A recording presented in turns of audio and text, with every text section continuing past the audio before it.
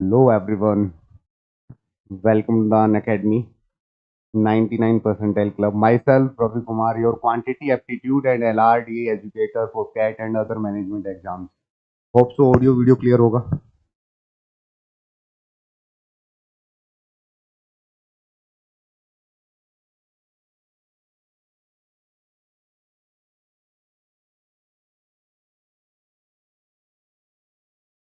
फटाफट आ जाओ.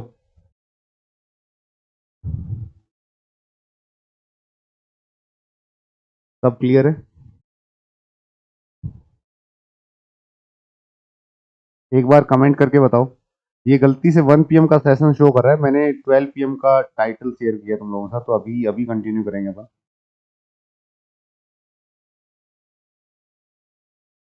तुम अपने साथ वालों के साथ शेयर कर दो. Very very important chapter. ऐसे इंस्टेंट चेंज करूंगा तो सही नहीं लगेगा. आ जाओ.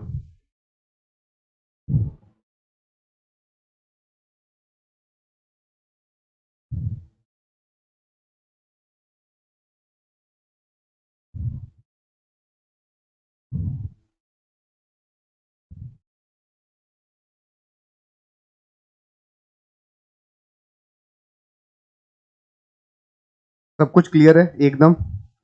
ये जो सेशन है वो अपने आप में अल्टीमेट सेशन है.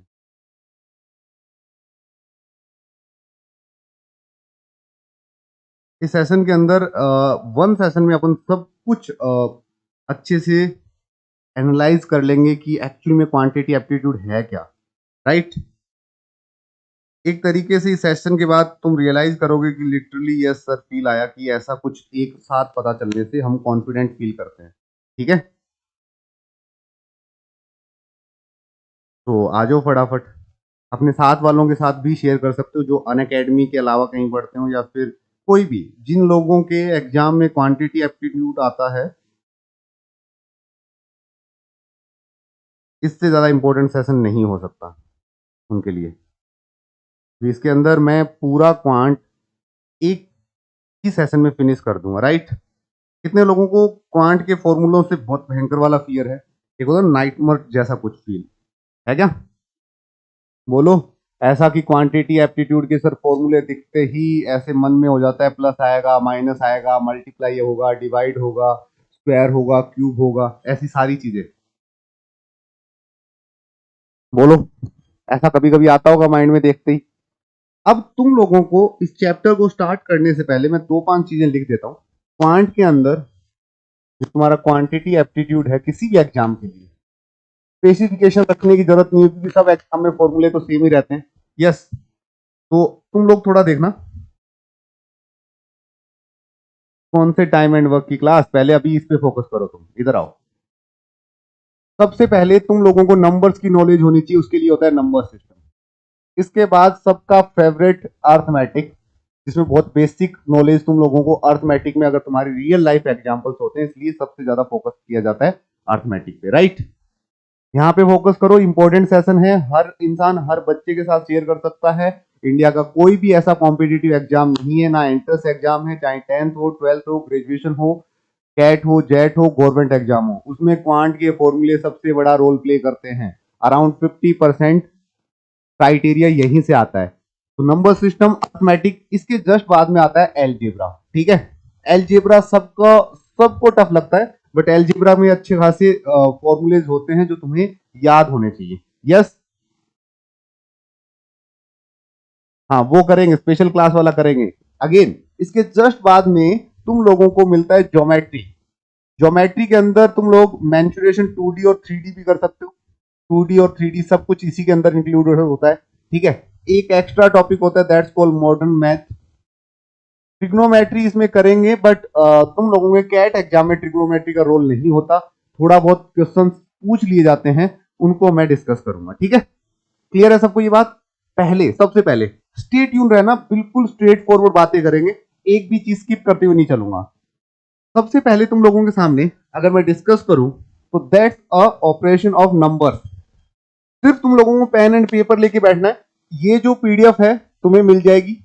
कहां पे मिलेगी ये पीडीएफ? तुम लोगों को अनअकैडमी की जो कम्युनिटी है मेरी, अनअकैडमी पे जैसे ही फॉलो करते हैं कम्युनिटी का ऑप्शन आता है, उस कम्युनिटी में अपलोड करवा दूंगा। कहीं तुम्हें ना कोई टेलीग्राम पे सर्च करना, ना तुम लोगों को कहीं व्हाट्सएप ग्रुप पे सर्च करना, ये डायरेक्ट कम्युनिटी में पोस्ट करवा दूंगा, ठीक है। ध्यान से, अब डिविजिबिलिटी रूल जो है वो वैसे तो डिटेल में आज मैं 6 PM करवाऊंगा, पता है ना तुम लोगों को। 6 PM अपना जो नंबर सिस्टम चल रहा है उसके अंदर डिटेल में करवाऊंगा, इन डेप्थ, है ना, कंप्लीट एकदम एक एक नंबर्स का क्या रीजन है, क्वालिटी क्वेश्चंस, PYQ सब कुछ। बट एक्चुअल में एक जर्नली तुम लोगों को इतना नॉलेज तो होना चाहिए जो तुम्हें क्वांटिटी एप्टीट्यूड में थोड़ा फोकस करने में हेल्प करेगा। इन फॉर्मूलों के बाद जब तुम्हें मैं क्लास में कहता हूं कि भाई तुम्हें बहुत कम लेवल का मैथ आता है, तो तुम्हारा लेवल यहां से थोड़ा यहां जाने वाला है आफ्टर 1 आवर। इस वीडियो को देखने के बाद 2 बार रिवाइज कर लेना, फॉर्मूले तुम्हारे रिपीट मोड में रहेंगे और तुम्हें हेल्प करेंगे। ये जो PDF है इसीलिए व्हाइट पेज में रखा है, तुम चाहो तो इसका प्रिंट आउट भी ले सकते हो, ठीक है। सब होगी, अभी पहले इस पे फोकस करते हैं। पूरा आज से एनालाइज कर लेंगे, पता चल जाएगा कि भाई नंबर का क्या नॉलेज है, सब कुछ देखेंगे। सबसे पहले मैं बात करता हूं 2 की, एक एक लाइन को क्रिएट करते हुए चलेंगे। So focused on screen guys everyone. मैं कहूं तुम लोगों को कि 2 इज एन इवन नंबर। तो दुनिया के जितने भी इवन नंबर होते हैं, इवन नंबर लाइक जो नंबर का यूनिट डिजिट 0, 2, 4, 6, 8 होता है, वो 2 से डिवाइड होगा, राइट। अगेन अगेन सुनते जाना। द नंबर डिविजिबल बाई 3, कोई भी नंबर 3 से डिविजिबल तब होगा जब उस नंबर्स के अंदर जो डिजिट्स है वो एक्चुअल में 3 का मल्टीपल हो। जैसे मैं कोई रैंडमली नंबर लिख दूं 7, 5, 6, 8, 3, 2, क्या ये नंबर 3 से डिवाइडेड है? तो तुम लोग ज्यादा टाइम वेस्ट किए बिना क्या ट्राई करोगे बच्चों, 9 बनाने का ट्राई किया करो, सारे के सारे 9 बनाने का ट्राई किया करो, ठीक है। यही तो करोगे, 9 बनाने का ट्राई। देखना आराम से, 9 बनाने का ट्राई, तो 6 और 3 9 बन गया, ठीक है। अगर तुम देखो 7 और 2 9 बन गया, 8 और 5 कितना हो गया 13। मतलब ये नंबर क्या है, 3 से डिविजिबल नहीं है, क्योंकि 13 3 से कैंसिल आउट नहीं होता। इस तरीके से 3 की डिविजिबिलिटी तुम चेकआउट कर सकते हो, each and every learner.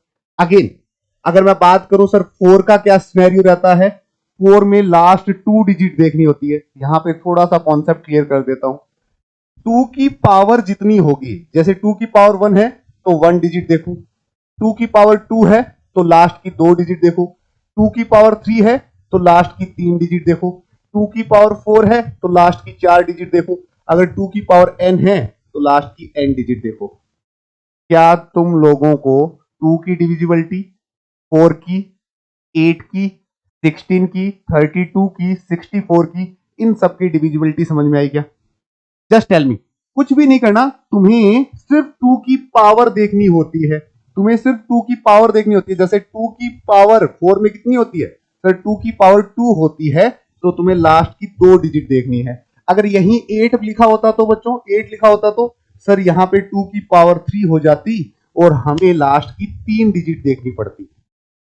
Easy to learn, किसी के लिए कोई डाउट नहीं है, बिल्कुल एकदम। जो मैथ में वीक हैं, जो नॉन मैथमेटिकली बैकग्राउंड से हैं, आज की क्लास तुम लोगों के लिए गोल्डन अपॉर्चुनिटी होने वाली है। तुम्हारा माइंड एकदम बूस्ट अप करेगा, अच्छा ये चीजें सीखनी है, अगले 2-3 महीने इस पे फोकस रखता हूं, और अगर ये अच्छा कर पाया तो मैं मॉक अच्छा कर पाऊंगा और कैट अच्छा कर पाऊंगा। That's it. अरे मैं डॉक्टर नहीं हूं, कोविड हो गया तो वो पुरानी बात है, फिलहाल यहाँ फोकस करो। तुम अपने दुख दर्द बाद में बताया करो, सारी चीजें जो स्क्रीन पे लिखी है उन पे फोकस करो। A number is divisible by 5, unit digit is 5 और 0। कोई भी नंबर दुनिया में जो 0 से एंड होता है और 5 से एंड होता है वो 5 से डिविजिबल होता है, राइट। अगेन 6 के लिए सर 6 की डिविजिबिलिटी चेक करनी है, क्योंकि 6 की डिविजिबिलिटी 6 एक्चुअल में 2 इंटू 3 से बनता है, तो तुम्हें चेक करना पड़ेगा कि नंबर 2 और 3 से डिवाइड होना चाहिए। तो 6 से डिवाइड होने वाला नंबर पहली क्या फैसिलिटी रखेगा कि नंबर सर इवन होना चाहिए। भाई 2 का रूल तो यही होता है ना, नंबर इवन होना चाहिए। और 3 के लिए क्या होगा सर, सम ऑफ डिजिट 3 का मल्टीपल होना चाहिए, सम ऑफ डिजिट 3 का मल्टीपल होना चाहिए, ठीक है। अगेन आगे चलो, 8 देखो, अभी बताया था 8 कैसे निकालोगे सर, 2 की पावर 3, अरे फोकस्ड हो गया, 2 की पावर 3, कुछ नहीं करना, लास्ट 3 डिजिट देखनी है, खत्म, आगे आओ। अगेन 9 के लिए टफ है क्या situation? A number divisible by 9, the sum of digit is divisible by 9, जो डिजिट्स होंगी उनका सम 9 से डिविजिबल होना चाहिए, मतलब सम जो है वो 9 का मल्टीपल होना चाहिए। 9 है, जैसे मैंने कोई नंबर लिखा 7 9 8 2 1 6 3, क्या ये नंबर 9 से डिवाइड होगा? अगर एक वेल ट्रेन्ड बच्चा है जो दिमाग को थोड़ा सा फास्टेस्ट यूज करता है, वो बता देगा कि सर होगा। कैसे? तुम्हें कुछ चेक नहीं करना था, तुम्हें सम चेक करना था कि 9 बन रहा है क्या। देखो 8 प्लस 1 9, 2 प्लस 7 9, ये अगेन 9, 6 प्लस 3 9, मतलब हर कोई 9 है, तो ये जो नंबर मैंने लिखा है रैंडम, ये 9 से डिवाइड होगा, विदाउट वेस्टिंग ऑफ टाइम तुम टिक कर सकते थे। बोलो इतना क्लियर है सबको? आगे आना।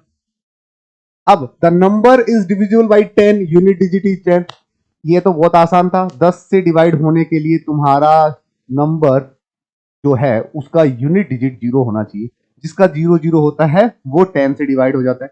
11, जिनके तुम्हें थोड़े कम समझ में आए ना, वो 6 PM वाली क्लास में देखना, बहुत अच्छे से समझ में आ जाएंगे, ठीक है।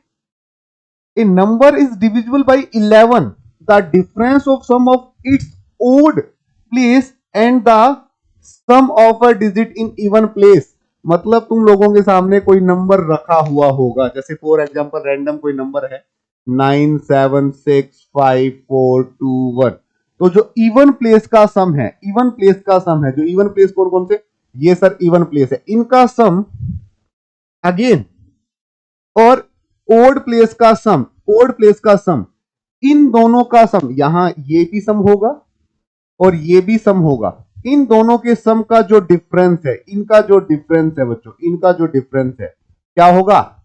इन सम के डिफरेंस को चेक करना है, या तो 11 का मल्टीपल होगा या 0 होगा। अगर 11 का मल्टीपल और 0 है तो 11 से डिवाइडेड होगा। इन डेप्थ क्लास में पढ़ेंगे, इन डेप्थ क्लास में पढ़ेंगे। क्या मजा आ रहा है समझ के? जस्ट टेल मी, क्या जो चीज मैं स्क्रीन पे करवा रहा हूं एक प्रॉपर रिवीजन या फिर न्यू लर्नर के लिए ये समझने को मिल रहा है कि उसे कितना और क्या पढ़ना है, ठीक है। Again the number divisible bye 12, सीधी सी बात है, जैसे 6 में अपन ने चेक किया था 2 इंटू 3, तो 12 में चेक करेंगे 3 इंटू 4। नंबर एक तो नंबर की लास्ट टू डिजिट 4 से डिवाइड होनी चाहिए। दूसरी बात क्या है, जो सम ऑफ डिजिट्स है वो 3 का मल्टीपल होना चाहिए। बोलो इतना आराम से बता पा रहे हो ईच एंड एवरी लर्नर? हर बच्चे को ये बात एकदम स्ट्रेट फॉरवर्ड समझ में आ रही है? गुड। अगेन अब कुछ तुम लोगों की बात कर लेता हूं, ऐसे नंबर जो स्पेसिफाई प्राइम नंबर है। क्या ये सारे प्राइम नंबर हैं? क्या ये सारे प्राइम नंबर हैं? कुछ ऐसे केस जिनके divisibility rule little bit different होते हैं, यहां मैं कहूंगा तुम्हें थोड़ा कम समझ में आ सकता है, बट आज की जो क्लास है 6 PM की, उसमें हर चीज पे कम से कम 2 to 3 एग्जांपल देके समझाऊंगा, इसलिए सिर्फ एक बार के लिए क्विक रिवाइज कर लो इनको, ठीक है। हाँ वही 7 पे आया हूं मैं, 7 पे आया हूं। We take unit digit, right. हम क्या करेंगे? यूनिट डिजिट करेंगे and multiply by 2 and then subtract. अब ये वाला जो रूल है ना, पूरे के पूरे नंबर की यूनिट डिजिट लो, उसको डबल करो और माइनस करते जाओ, और ये पूरा सीक्वेंस फॉलो होगा। बट इससे भी इजी वे बताऊंगा मैं, जिसे फाइनेस्ट और फास्टेस्ट वे कहते हैं, बट फिलहाल के लिए सिर्फ इतना याद रखो तुम। अगेन 13 के लिए क्या है? वी टेक यूनिट डिजिट, तुम्हें इस बार यूनिट डिजिट लेनी है और उसको 4 से डिवाइड करना है और ऐड करना है। देखो मैंने बहुत सीक्वेंस में रखा है। 7 के लिए क्या करना है? यूनिट डिजिट लेनी है, समझ रहे हो? यूनिट डिजिट लेनी है और उसमें क्या करना है? उसको 2 से मल्टीप्लाई करके माइनस कर देना है। 13 में क्या करना है? यूनिट डिजिट लेनी है, 4 से मल्टीप्लाई करना है और सब्ट्रैक्ट ऐड कर देना है, राइट। अगेन ये वाला देखो, we take unit digit and multiply by 5 and then subtract. 17 में क्या करेंगे? सर यूनिट डिजिट लेंगे, 5 से मल्टीप्लाई करेंगे और उसे माइनस कर देंगे। सर 19 का रूल क्या है? देखो तुम लोग अगर थोड़ा सा फोकस कर रहे हो, ये दोनों आपस में इंटरचेंज रूल फॉलो करते हैं, दोनों आपस में इंटरचेंज रूल फॉलो करते हैं। अगर तुम लोग इंटरचेंज रूल को थोड़ा समझना चाहो तो देखना, 7 14 21 होता है कि नहीं होता? यस और नो? 7 14 21 होता है। और ये जो तुम्हें 19 का डिविजिबिलिटी रूल देखना है, 19 का डिविजिबिलिटी रूल देखना है, इसमें सिर्फ इतना डिफरेंस है, जहां यहां सब्सट्रैक्ट हो रहा है और यहां पे ऐड होगा, राइट? यहां पे जस्ट ऐड होगा। बोलो ठीक है। अब है ना, जैसे हो सकता है कि मैं सारे फॉर्मूले सीक्वेंस में फॉलो करवा रहा हूं, उनमें से कुछ फॉर्मूले तुम्हें नहीं आते, कुछ रूल्स नहीं आते, बट क्या इससे तुम्हारी ये हेल्प नहीं होगी कि फ्यूचर में जब भी तुम कहीं से पढ़ोगे, चाहे मेरे से पढ़ो या फिर कहीं से भी पढ़ो, बुक से पढ़ो, सेल्फ स्टडी करो, तो तुम्हें ये तो आइडिया होगा कि ये कॉन्सेप्ट कितने डेप्थ में पढ़ने हैं। इस क्लास का मेन मोटिव ये है कि पूरा क्वांट एक साथ स्क्रीन पे ला दूं मैं तुम्हारे, और आफ्टर दैट तुम रियलाइज कर लो कि तुम्हें कितना और कौन से टॉपिक पे फोकस करना है। ठीक है? अगेन अब थोड़ा सा रूल समझाया गया है, इस पे ज्यादा फोकस नहीं करेंगे, जानबूझ के नहीं करेंगे, क्योंकि इसकी 6 PM क्लास ले रहा हूं मैं। Everyone getting my point?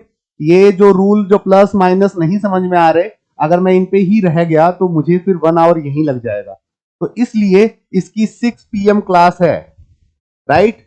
Today 6 PM grow more academy पे। जिसने फॉलो नहीं कर रखा, मैं यस लिख रहा हूं, वहां से कर लेना फॉलो, पूरी क्लास होगी एकदम।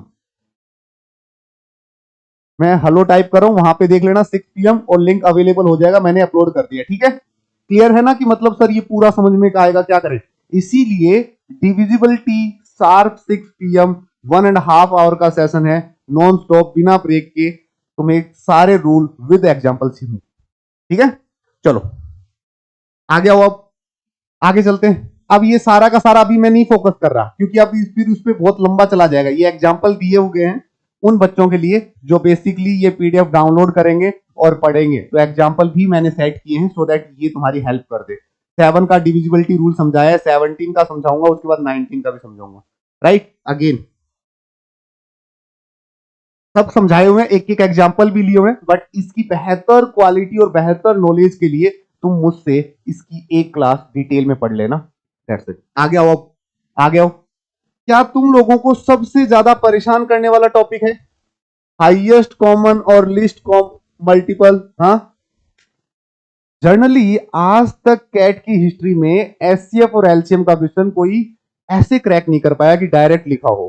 तुम्हें पेपर में कहीं भी गिवन नहीं होगा कि find out highest common factor, तुम्हें कहीं भी नहीं लिखा होगा कि find out list common multiple. तुम्हारा नॉलेज एचसीएफ और एलसीएम के लिए इतना अच्छा होना चाहिए कि क्वेश्चन पढ़ के तुम ये रियलाइज कर पाओ कि कब तुम्हें कॉमन लेना है और कब तुम्हें मल्टीपल लेना है। दोनों एक दूसरे के जस्ट अपोजिट होते हैं। तुम्हें अगर वो थोड़ा सा भी क्रैक करना आता है तो तुम अच्छा कर सकते हो।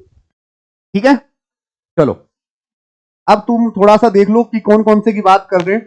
वैसे तो एलसीएम और एचसीएफ, एचसीएफ तो तुम लोगों को हाईएस्ट कॉमन फैक्टर लेना होता है। छोटा सा एग्जांपल दूंगा तो समझ में आएगा। जैसे मैंने मान लो 2 प्राइम नंबर लिख दिए, मैंने 2 प्राइम नंबर लिख दिए 7 और 11। बच्चों प्राइम नंबर का एचसीएफ हमेशा क्या होता है? 1 होता है। यस। और कोई नंबर को प्राइम है, को प्राइम का मतलब ये नहीं कि प्राइम होते, को प्राइम का मतलब जिनका हाईएस्ट कॉमन फैक्टर 1 हो। को प्राइम का मतलब जैसे 19 और 21 दोनों में कुछ कॉमन नहीं है ना, तो इनका हाईएस्ट कॉमन फैक्टर क्या है? 1 है, और इसे को प्राइम कहते हैं। ठीक है? तो ऐसे मत सोचना कि प्राइम नंबर ही को प्राइम होता है, ऐसा कुछ नहीं। 21 नॉट ए प्राइम नंबर।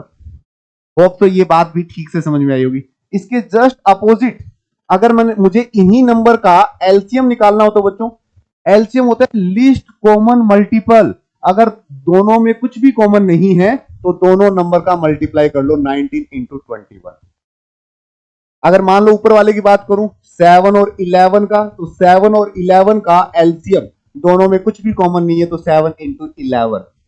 जैसे मैंने टाइम एंड वर्क में हमेशा कहा है, अगर तुम्हारे पास की ना हो एलसीएम निकालना तो सारे नंबर ऑफ डेज को मल्टीप्लाई कर लिया करो। जैसे कई बार नहीं होता कि ए किसी काम को 10 डे में कर लेता है, बी किसी काम को 20 डे में कर लेता है, सी किसी काम को 15 डे में कर लेता है। तो यहां पे वो कॉन्सेप्ट काम में आता है एलसीएम का, लिस्ट कॉमन मल्टीपल 10, 20 और 15। इनका जो एलसीएम तुम लेते हो वो क्या होता है, LCM list common multiple is 60, right. 60 वो छोटू से छोटू नंबर है जो 10 से भी डिवाइड है, जो 20 से भी डिवाइड है और जो 15 से भी डिवाइड है। होप तो ये बात एकदम क्रिस्टल क्लियर है कि ये कहना क्या चाह रहा हूं मैं। ये दोनों कॉन्सेप्ट इतने बड़े टूल हैं कि डायरेक्ट नहीं पूछे जाएंगे, इनडायरेक्ट इतनी बार पूछे जाएंगे कि तुम लोगों को समझ में नहीं आएगा। इसको भी नेक्स्ट लेक्चर में, जो नेक्स्ट वीडियो आएगा मेरा, वीडियो नंबर 11, उसमें मैं स्टार्ट करूंगा। और आई थिंक इस प्लेटफॉर्म पे या फिर कैट की प्रिपरेशन करने वालों की सबसे बड़ी डिमांड है एससीएफ और एलसीएम। जनरली क्लास में इसलिए नहीं पढ़ाया जाता, सबको लगता है कि आता है, और मुझे नहीं लगता कि तुम में से किसी को फास्टेस्ट टेक्निक आती है हाईएस्ट कॉमन फैक्टर निकालने की और लिस्ट कॉमन मल्टीपल निकालने की। हमेशा उसमें स्टक हो जाते हो, अच्छे क्वेश्चन के एलसीएम नहीं निकाल पाते, अच्छे क्वेश्चन के एससीएफ नहीं निकाल पाते, इवन क्वेश्चन में समझ भी नहीं पाते। इसलिए तुम्हें एटलीस्ट 2 आवर का वर्कशॉप करने की नीड है, ठीक है। चलो आगे। ये सब कुछ होने के बाद सिंप्लीफिकेशन, बोर्ड मास। देखो मुझे ऐसा लगता है कि जो लोग 10th स्टैंडर्ड के बाद मैथ नहीं पढ़ते उनको सब कुछ जानने की जरूरत है। I you guys agree with me? हर चीज जानने की जरूरत है। तुमने पढ़ा जरूर है 8th और 10th में, आप भूल चुके हो, और जब तक उन पुरानी चीजों को रिकवर करके नई चीज नहीं सीखेंगे तब तक अच्छा नहीं कर पाएंगे। तो सिंप्लीफिकेशन का भी रूल पता होना चाहिए। इस रूल का मतलब है बोर्ड मास, बी का मतलब है ब्रैकेट, जितने भी ब्रैकेट होते हैं, ठीक है, जितने भी स्मॉलर बिगर मंजले ये सारे ब्रैकेट सबसे पहले ये सॉल्व होते हैं। ऑफ को वैसे ऑफ लिख दिया, बाकी ऑफ को जनरली बोला जाता है क्या, कि मान लो अगर कोई एक्स स्क्वायर है, कोई रूट एक्स है, उसको सॉल्व करते हैं। डी फॉर डिवीजन, सबसे इन सब के बाद डिवीजन होता है, डिवीजन बोले तो डिवाइड होती है चीजें। इसके बाद मल्टीप्लिकेशन होता है, और इसके बाद एडिशन होता है ऐड, और इसके बाद सब्ट्रैक्ट होता है माइनस। बोलो पिक्चर एकदम क्लियर है? इसीलिए सब कुछ याद दिलवा रहा हूं। सबसे पहले ब्रैकेट सोल्व होते हैं, फिर एक्स की स्क्वायर एक्स की क्यूब रूट सोल्व होता है, फिर डिवाइड सोल्व होता है, फिर मल्टीप्लिकेशन सोल्व होता है, फिर प्लस सोल्व होता है, फिर सब्ट्रैक्ट सोल्व होता है, राइट? ठीक है। आई थिंक एक फ्लो बन रहा होगा, जानने की क्यूरियोसिटी बन रही होगी। देखो अगले 1 घंटे में अपन पूरा क्वांट के फॉर्मूले स्क्रीन पे ले आएंगे, एक क्विक रिवीजन और क्विक माइंडसेट कि भैया कितना और पढ़ना है और कौन कौन सी क्लासेस करनी मैंडेटरी है। दैट्स वाई मैं इसे कंटिन्यू कर रहा हूं, ठीक है। ये a प्लस बी का होल स्क्वायर पूरी दुनिया को पता है। ये यहां पे a माइनस बी वाला डालना चाहिए था, a माइनस बी ले लो, ये माइनस होगा तो यहां भी माइनस आ जाएगा, राइट। ये a plus B a minus B A square minus B square, right. ये a माइनस बी का होल स्क्वायर भी तुम लोगों को आता होगा अच्छे से। ये वाला formula a plus B plus C का whole square, A square B square C square, और 2 time A B B C C A. Again A cube plus B cube, जिसका क्यूब हो रहा है उसको एज इट इज 1 पावर में लिख दो, यस। और अगर यहां प्लस है तो यहां माइनस हो जाएगा। अगेन यहां माइनस है तो यहां तो माइनस रहेगा, बट इनसाइड क्या हो जाएगा, प्लस। क्या कल रात की क्लास याद है? अरे कल रात की क्लास याद है जिसमें मैं एस एन बोल रहा था? जरा फोकस करो, एस एन क्या होता है। मान लो एस एन के लिए मैंने कहा फर्स्ट टर्म आर है, दूसरी टर्म ए आर है, तीसरी टर्म ए आर का स्क्वायर है, और तुम्हें मैंने ये सिखाया था कि ए कॉमन ले लो, 1 प्लस आर का स्क्वायर। क्या जब तक तुम लोग ऐसी चीजें नहीं पढ़ोगे, यही वो फॉर्मूला था जो यूज किया था अपन ने, याद है सबको? सेम फॉर्मूला अपन ने यूज किया था वहां पे, सेम फॉर्मूला अपन ने वहां यूज किया था, अगर तुम लोगों को थोड़ा सा याद है तो। इसकी जगह अपन ने पुट कर दिया था a अपॉन 1 माइनस आर का क्यूब अपॉन 1 माइनस आर। इससे तुम एसएन फाइंड आउट कर सकते हो, किसी भी ज्योमेट्रिकल प्रोग्रेशन का, किसी भी ज्योमेट्रिकल प्रोग्रेशन का एसएन फाइंड आउट कर सकते हो। यहां पे मैंने just A cube minus B cube upon A minus B put कर दिया था, इस वैल्यू को जस्ट एलएचएस साइड में लेके गया था मैं। होप तो ये बहुत अच्छे से क्लियर है। फिर A cube plus B cube plus C cube minus 3abc, ये भी बहुत बेहतरीन रूल है एल्जेब्रिक आइडेंटिटीज का, जो अपन ने सीक्वेंस में करना है। यहां पे ध्यान रखना, अगर a plus B plus C का सम 0 होता है तो a cube plus B cube plus C cube equal to होता है 3 टाइम abc। मतलब किसी भी नंबर का क्यूब 3 बार ऐड किया जाए तो वो एक्चुअल में 3 टाइम होता है उन नंबर्स के मल्टीप्लिकेशन के। That's the actual definition. यहां तक ठीक है? आई थिंक हर बच्चे को बहुत ही स्ट्रेट फॉरवर्ड बातें समझ में आ रही होंगी। अगेन आगे आओ, देखो कितना अच्छे से रिवाइज हो रहा है। एलजेब्रा में पहुंच चुके हैं अपन। Sum of N natural number N plus one divide by two, जैसे 1 2 और ऐसे करके मुझे 90 नेचुरल नंबर का सम निकालना है। कैसे निकालूंगा सर? एन प्लस वन कितना होता है? 91 अपॉन 2, दैट्स इट। तो 45 मल्टीप्लाई बाई 91, यहां से तुम सॉल्व कर सकते हो। बोलो इतना भी क्लियर होगा आराम से। Again sum of square, square N square की बात हो रही है यहां पे, एन स्क्वायर की बात हो रही है। आई थिंक ठीक लग रहा है ना? उनका जो है वो क्या है? N plus one, 2n plus one divide by 6। Sum of cube बोले तो एन क्यूब, ध्यान से समझो। N natural number, N plus one, यही फॉर्मूला है बच्चों। इसी फॉर्मूले का होल स्क्वायर कर दिया, इसी फॉर्मूले का होल स्क्वायर कर दिया। अगेन देखो, sum of first N odd number, N odd number का सर्कल ही बताया था आपने, एन का स्क्वायर होता है। खत्म। एवरेज क्या होता है? Average sum of item, item को बोले तो sum of observation divided by number of observation. जितनी ऑब्जर्वेशन है सबका sum divide by number of observation, that's it. यहां पे देखो एपी, अर्थमेटिकल प्रोग्रेशन, एपी क्या होगा? AP is a form of A plus D, A plus 2d, A plus 3d, so on. Final term क्या आएगी इसकी sir? A plus N minus one into T. यहां से तुम्हारा टी एन आ जाता है, और आई थिंक टी एन सबको अब सपने में भी याद हो गया होगा। सपने में भी टी एन अच्छे से याद हो गया होगा। Yes, where we called first term is A है फर्स्ट टर्म, डी तुम लोगों का है कॉमन डिफरेंस। जहां पे ए होती है फर्स्ट टर्म, डी होता है कॉमन डिफरेंस। चलो बहुत बढ़िया।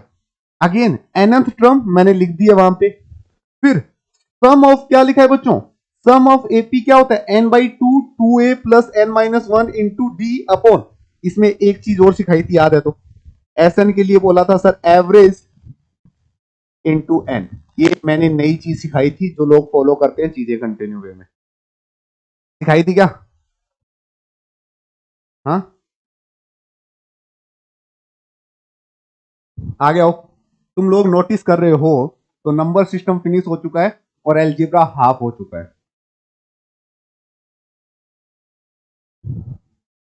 आओ आओ, साथ वालों के साथ शेयर कर सकते हो, कोई दिक्कत नहीं है। Geometrical progression GP, A GP is form of A R का स्क्वायर, ए आर का क्यूब, सो ऑन क्या होगा बच्चों? A R N minus one. ये तुम्हारा ज्योमेट्रिकल प्रोग्रेशन का टी एन होता है, राइट। अब तुम लोगों का first term and common ratio बोलते हैं, ए को फर्स्ट टर्म बोलते हैं और आर को कॉमन रेशियो बोलते हैं, ठीक है। टी एन मैंने बता ही दिया।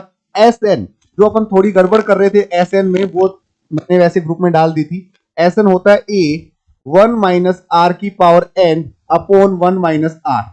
ये कब होगा बच्चों? जब आर लेस देन 1 होगा, राइट। अगेन एस एन ये भी हो सकता है कि ए 1 की बजाय यहां आएगा आर की power N minus one upon R minus one. ये कब होगा सर? आर ग्रेटर देन होगा 1 से। क्लियर? आई थिंक अगर इंफिनिटी नंबर ऑफ सीरीज आ जाए, एस इंफिनिटी फाइंड आउट करना हो, तो एस इंफिनिटी क्या होगा बच्चों? A upon 1 minus R. S infinity में हमेशा ध्यान रखना आर लेस देन 1 के साथ ही कैरी करेगा, अदरवाइज एस इंफिनिटी का रिजल्ट इंफिनिटी हो जाता है।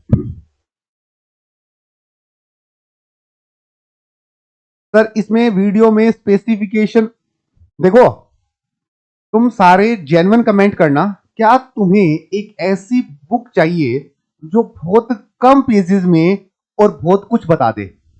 उस बात को कैसे रियलाइज करूंगा? 2 मिनट सुनना।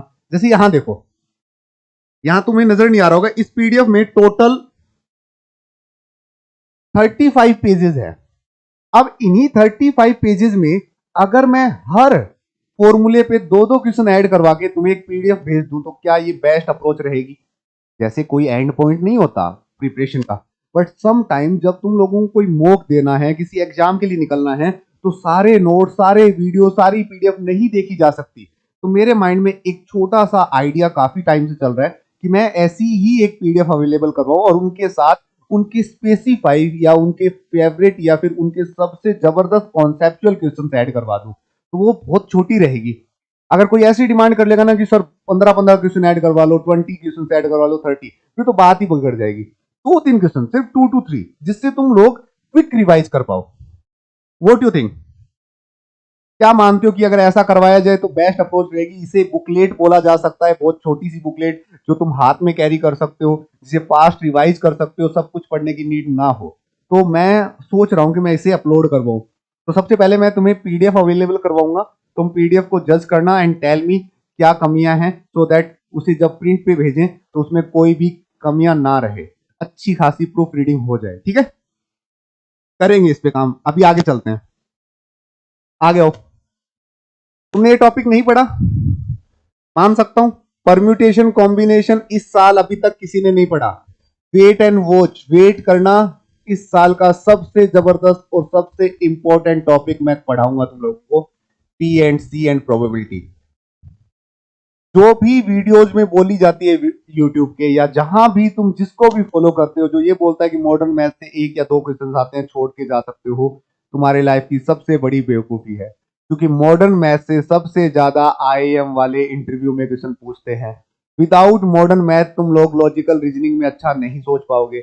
ये modern math is must do topic, किसी और की बातों में मत आया करो, मस्ट डू टॉपिक। तुम्हें कोई भी बोल दे, इवन टॉपर आके बोल देना भाई मैंने ये टॉपिक नहीं पढ़ा, उसका सरकमस्टांस अलग हो सकता है, उसका पेपर सेट अलग हो सकता है उसको वो टॉपिक पे बहुत अच्छी कमांड हो।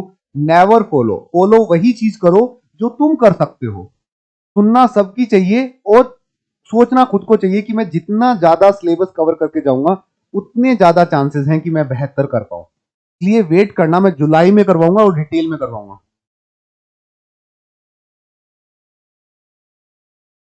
हाँ बताएंगे बताएंगे निधि। अब देखो कि let B N is a positive integer and the factorial N, इसको फैक्टोरियल एन देखो ऐसे भी डिनोट करते हैं बुक्स में और ऐसे भी लिखा जाता है। फैक्टोरियल एन का मतलब है ये 10 to 1 तक, इसका जो मल्टीप्लीकेशन है डिक्रीजिंग ऑर्डर में 1 तक जाएगा। यहाँ पे फैक्टोरियल 0 की वैल्यू 1 होती है। एकमात्र, इस पे एक अलग वीडियो बनाऊंगा मैं, ये बहुत अच्छा रूल है मैथमेटिक का, ये मैथमेटिक का बहुत अच्छा रूल है कि दुनिया में एकमात्र ऐसे फैक्टोरियल है जिनके रिजल्ट सेम है। फैक्टोरियल 0 और फैक्टोरियल 1 का रिजल्ट 1 होता है, ये एकमात्र ऐसा कोइंसिडेंट है फैक्टोरियल में। अदरवाइज किसी भी फैक्टोरियल, 2 फैक्टोरियल के रिजल्ट सेम नहीं होते। ठीक है,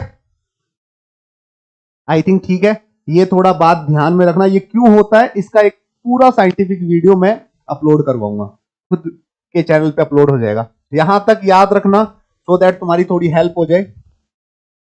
परम्यूटेशन पूरा पढ़ाएंगे डिटेल में, फिर एग्जाम्पल वगैरह फिलहाल हो सकता है तुम लोगों को ना समझ में आए, इसलिए परम्यूटेशन कॉम्बिनेशन स्टार मार्क कर लेना जब आए मेरा कोर्स। उस टाइम में कितना भी इंपॉर्टेंट कुछ ना हो, एटलीस्ट 15 क्लास लूंगा, ये सारी क्लास नॉन स्टॉप देखनी है और इन क्लासेस के थ्रू तुम अपना पूरा टॉप क्लास पीएनसी फिनिश कर सकते हो। ठीक है, इसमें थोड़ा कम भी समझ में आए तो ज्यादा प्रॉब्लमेटिक फील मत करना, मैं पूरा करवाऊंगा।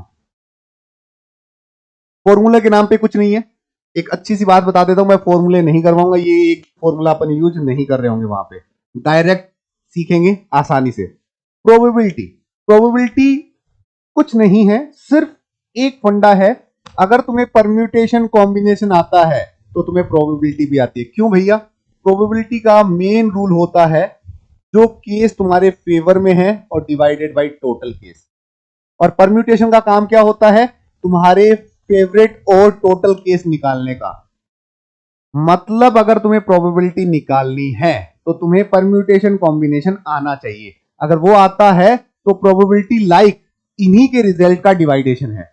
परम्यूटेशन कॉम्बिनेशन के रिजल्ट को डिवाइड करने को प्रोबेबिलिटी कहते हैं।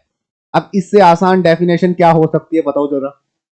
हो सकती है कि इससे आसान डेफिनेशन, परम्यूटेशन कॉम्बिनेशन के जो रिजल्ट होते हैं, जो फेवर और टोटल, फेवरेबल मतलब कॉइन को टॉस अप किया, एक कॉइन को टॉस करने पे क्या क्या चांसेस है बताओ जरा, बोलो। एक कॉइन को टॉस अप करने पे क्या क्या चांसेस है, जल्दी से बोलो।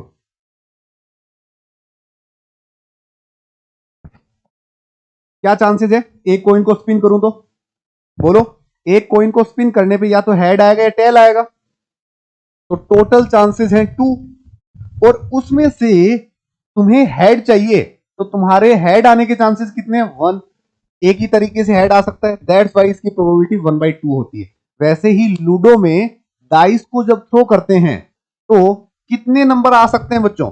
1 आ सकता है, 2 आ सकता है, 3 4 5 6, there is a total 6 number, और योर डिजायर नंबर इज 2, तो 2 आने के कितने चांसेस हैं? 1। 1/6 इसकी प्रोबेबिलिटी हो गई, दैट्स इट। खत्म ना? बात समझ गए कितना आसान हो गया? 1 आने की भी 1/6 होगी, 2 आने की भी 1/6 होगी, 3 आने की भी 1/6 होगी, 4 आने की भी 1/6 होगी, 5 आने की भी 1/6 होगी, और 6 आने की भी 1/6 होगी, दैट्स इट। ठीक है, चलो ये आगे ऐसे ही लिखा हुआ है, मैंने समझा दिया। कार्ड वगैरह खेलेंगे तब बताएंगे, बट फिलहाल के लिए इतना काफी है। सैंपल स्पेस भी उसे ही बोलते हैं, इवेंट वाला भी बताएंगे। हाँ, ये बहुत इंपॉर्टेंट डील है, थोड़ा रिजल्ट ऑफ प्रोबेबिलिटी पे फोकस कर लो। प्रोबेबिलिटी अगर मैक्सिमम है तो 1 है, मिनिमम है तो 0 है, बट ये 1 और 0 के बीच ही लाई करती है। जो तुम लोगों की प्रोबेबिलिटी है वो 1 और 0 के बीच लाई करती है, इनसे बाहर नहीं जा सकती। रिजल्ट 0 से छोटा नहीं हो सकता और 1 से बड़ा नहीं हो सकता। ठीक है, यहां तक ठीक आई थिंक। आगे चलो, अब चलते हैं एवरेज। एवरेज क्या होता है बच्चों? जैसे मैंने कोई नंबर दिया 3 5 7 9 11 13, इनका एवरेज बताओ जल्दी से। सर इनका अगर एवरेज बताना है, आपका सम ऑफ ऑब्जर्वेशन का सम डिवाइड बाई n, ये एक तरीका है। बट अगर तुम्हें मैं जब सिखाऊंगा एवरेज, जब मैं क्लास लूंगा तो बता दूंगा कि ये एक कंसेक्यूटिव नंबर है, तो इसको काटो, सॉरी एक को रखो, 2 को मिड को रखो, इनको काटो, इनको काटो, इन दोनों का सम करो, कितना आ रहा है? ये आ रहा है 16। 16 टू 8 तुम लोगों का एवरेज हो जाएगा। पूरा सम करने की नीड नहीं है, ठीक है, पूरा सम करने की नीड नहीं है। अगेन देखो, यहां पे कुछ लो दिए हैं सर्च एंड इंडिसेस के, जो तुम लोगों को आते तो हैं बट तुम लोग जब यूज करते हो तो भूल जाते हो। जैसे मैंने कहा 2 की पावर 9 इंटू 2 की पावर 4, तो गलती ये मत कर देना कि 2 की पावर 9 इंटू 4 मत कर देना, गलत हो जाएगा। जब भी बेस सेम होता है पावर ऐड होती है, 9 प्लस 4 होगा, तो 2 की पावर कितनी हो जाएगी? 13 हो जाएगी। राइट बच्चों? अगेन सेम चीज यहां फॉलो होती है। मान लो मैंने कहा 2 की पावर 3 और अपॉन 2 की पावर 2, तो ये जो पावर डिनोमिनेटर से जाती है वो ऊपर चली जाएगी 3, और ये हो जाएगी 2 की पावर -2।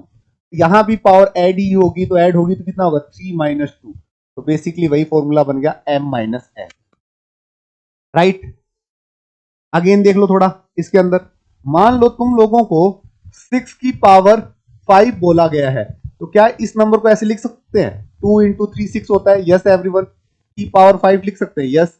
क्या इसे 2 की पावर 5 मल्टीप्लाई बाई 3 की पावर 5 लिख सकते हैं? That's it.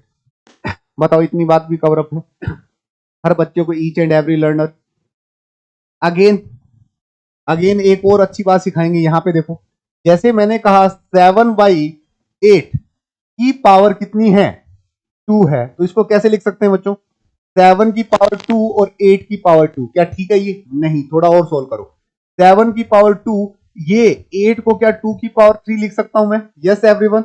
और की पावर कितनी है? 2। यहां पे देख लेना, यहां ऐड मत कर देना, यहां मल्टीप्लीकेशन होगा, 7 की पावर 2 और 2 की पावर 2। बोलो ठीक है क्या? सब क्लियर है एकदम एकदम अच्छे से?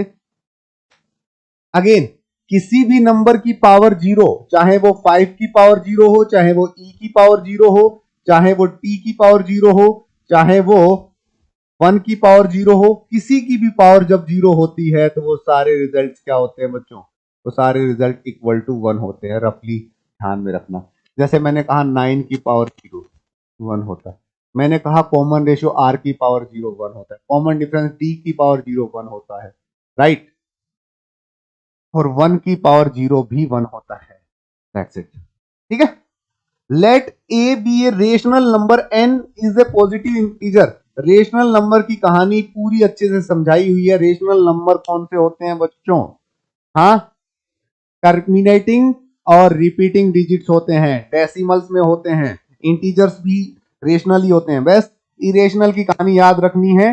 √2, √3, √5 इरेशनल है।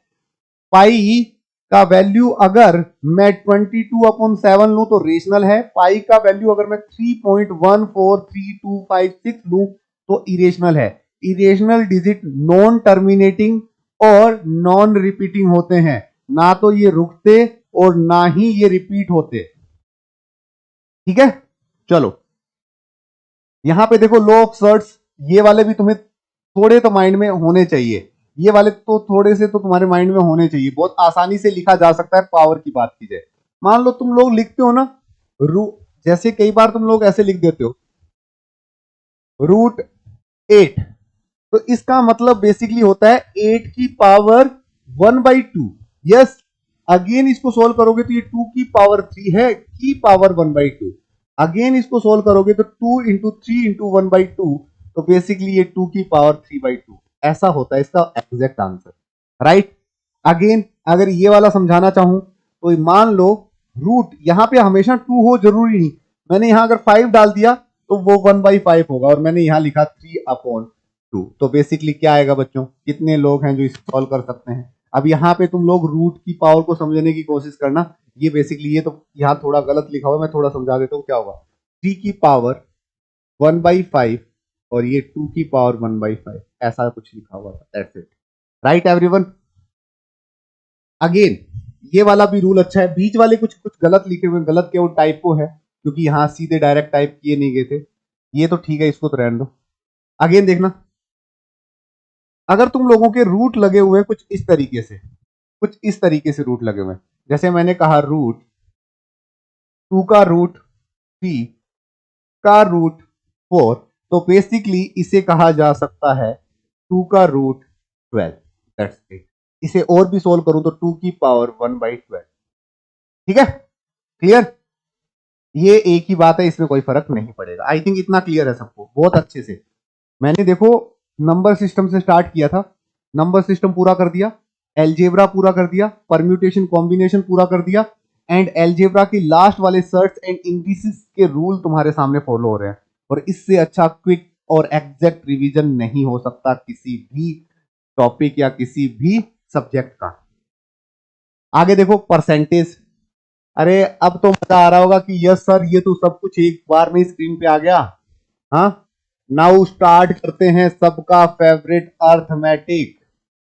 40% वेटेज रखता है कैट एग्जाम में। तुम लोगों को अगर कोई आगे पहुंचाएगा तो वो अर्थमेटिक ही है।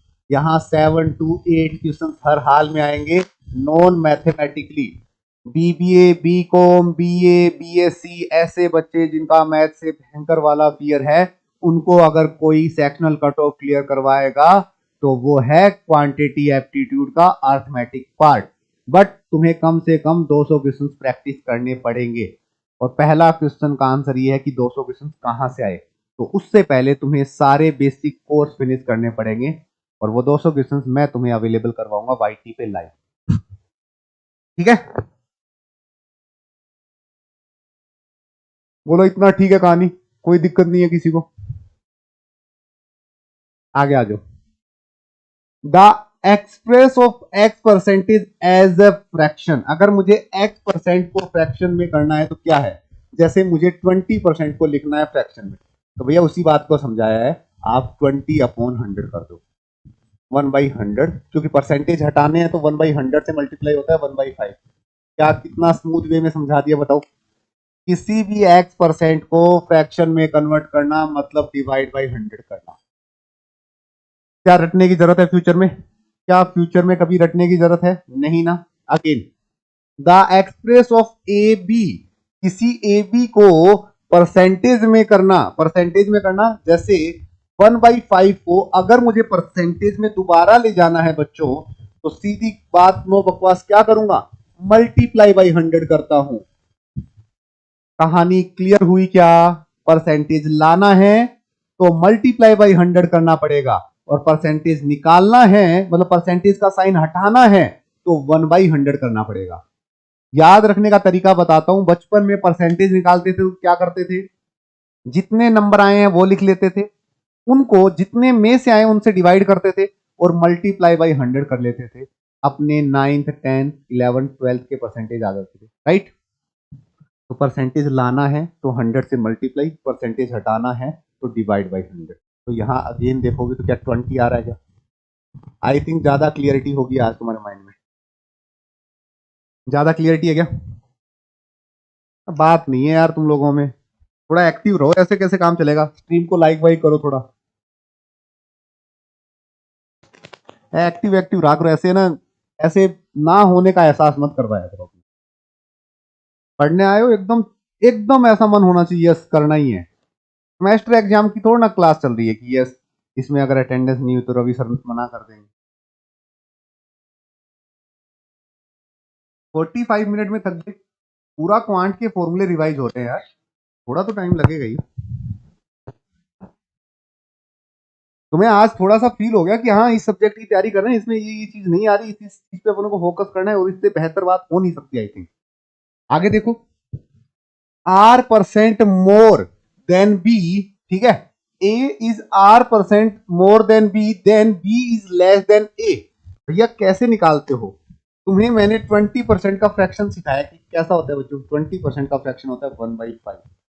अगर ये इंक्रीज होगा तो 1 से इंक्रीज होगा तो मल्टीप्लिकेशन फैक्टर क्या हो जाएगा? 6/5। अगर ये डिक्रीज हो जाए, फॉर एग्जाम्पल अगर ये डिक्रीज हो जाए तो क्या होगा? Multiplication factor 4/5। कोई रटने की जरूरत है क्या? अगर कोई चीज में फायदा हुआ तो 5 से 6 हो जाएगी, अगर किसी चीज में नुकसान हुआ तो वो 5 से 4 हो जाएगी। That's it. होप सो ये ठीक है कहानी, ये एकदम पिक्चर एकदम पिक्चराइज हो रही है, ठीक है। पॉपुलेशन वाले ये सारे फॉर्मूले करने की जरूरत नहीं है, मैंने अपने फास्टेस्ट वे बता रखे हैं क्लास में। इन फॉर्मूलों पे अपना फोकस नहीं करना। तुम लोगों में से कितने लोगों को पता है कि जब मैंने अर्थमेटिक स्टार्ट किया था बोला था नो फॉर्मूला पॉलिसी, कोई फॉर्मूला यूज नहीं करेंगे, हर फॉर्मूले को क्यों हुआ इसका रीजन जानेंगे। तो बेसिकली अपन नो फॉर्मूला पॉलिसी ही फॉलो करने वाले हैं। ये फालतू में अपना टाइम वेस्ट मत करना सोच के, ठीक है। कोई दिक्कत नहीं है, आगे आ जाओ। द प्राइस इंक्रीज डिक्रीज, इस पे कोई फोकस नहीं करना, किसी पे कोई फोकस करने की जरूरत नहीं है, जो बताया हुआ है उसी तरीके से फॉलो करेंगे। अब बात करते हैं प्रॉफिट एंड लॉस की। आ जाओ, एक बेहतरीन चैप्टर, हर साल 1 या 2 क्वेश्चन आ जाते हैं, इंपॉर्टेंट चैप्टर है। गेन का मतलब होता है प्रॉफिट। प्रॉफिट तभी होगा जब तुम चीजें महंगी बेचोगे, मतलब सेलिंग प्राइस ज्यादा रहेगा, कॉस्ट प्राइस कम रहेगा। Selling price is greater then cost price. तुम लोगों को लॉस तभी हो सकता है जब तुम लोगों की बेची हुई चीज तुम्हारी बनी हुई चीज से क्या हो? सस्ती हो। गेन परसेंट निकालना है, सबको पता है कि जितना प्रॉफिट हुआ कॉस्ट प्राइस पे ही होता है profit into 100, that's the gain percent. Loss percent निकालना है, यू नो वेरी वेल कि लॉस भी कॉस्ट प्राइस पे ही होता है इनटू 100, राइट। अब कॉस्ट, ये वाले फॉर्मूले याद रखने की जरूरत नहीं है। तुम लोगों को पता है कि मैंने एक चीज सिखाई थी, जैसे 25% का फ्रैक्शन होता है 1/4। डिनोमिनेटर को कॉस्ट प्राइस लेना है, इसको प्रॉफिट लेना है अगर प्रॉफिट हुआ तो, अगर लॉस हुआ तो नीचे की तरफ एरो 25%। तो 1/4 इसको तुम्हें कॉस्ट प्राइस लेना है और इसको तुम्हें लॉस लेना है। पहले केस के अंदर सेलिंग प्राइस क्या होगा? पहले केस के अंदर सेलिंग प्राइस होगा 5। दूसरे केस के अंदर सेलिंग प्राइस क्या होगा बच्चों? सेलिंग प्राइस होगा 3। That's it. बोलो इतनी बात कवर अप है, इतनी बात कवर अप है, 5 और 3, दैट्स द डिफरेंस। इसमें फॉर्मूले में नहीं घुसना फालतू में। फॉर्मूले का जो 100 है अपन ने यही हटा लिया था, 25 डिवाइड बाई 100 करके हटा लिया था। बार बार इस 100 को कैरी नहीं करेंगे बच्चों, ठीक है। तो हमेशा क्वेश्चन फ्रैक्शन में सोल्व करने हैं, बिल्कुल शॉर्टेस्ट फाइनेस्ट और स्मूदेस्ट वे है ये। आगे देखो, ये इस पे ज्यादा बहस नहीं करेंगे, ये सब कुछ मैं करवा चुका हूं, ठीक है। आई थिंक तुम लोगों को याद भी होगा, मैंने टू डिस्काउंट और ये सब कुछ बता दिए हैं, इस पे ज्यादा टाइम वेस्ट नहीं करेंगे अपन, ठीक है। ये ये जो फॉर्मूले हैं तुम लोगों के, ये जो फॉर्मूले हैं वो थोड़ा सा तुम लोगों को लो फील करवाता है। कितने लोगों का सिंपल इंटरेस्ट और कंपाउंड इंटरेस्ट अच्छा नहीं है? कल मैंने तुम्हें सिंपल इंटरेस्ट के लिए कहानी बताई थी, सुनना। सिंपल इंटरेस्ट के लिए कहानी बताई थी। सिंपल इंटरेस्ट बेसिकली होता क्या है बच्चों? Simple interest basically arithmetical progression है।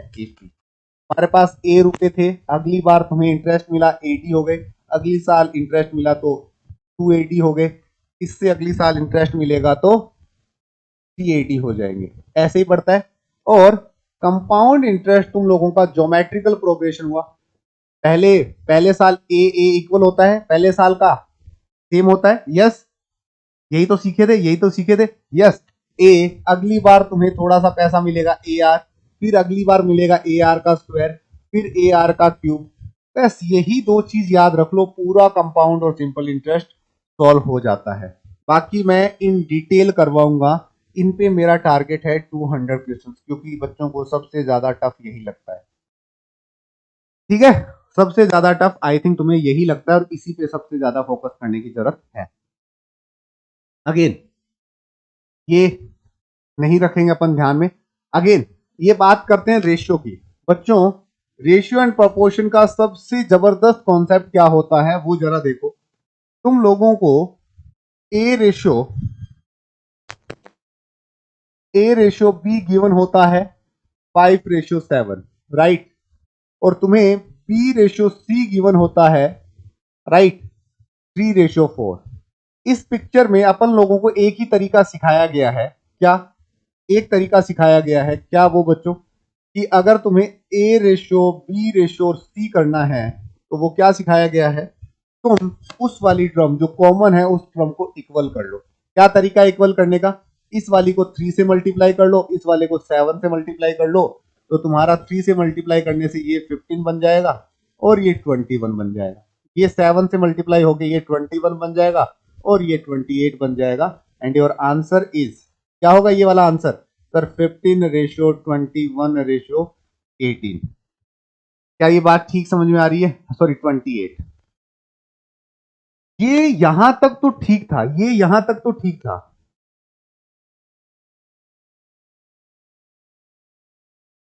ये यहां तक तो ठीक था, ठीक है, यहां तक तो ठीक था। बट जब अगर ऐसे क्वेश्चंस इस तरीके से पूछ लिए जाते हैं,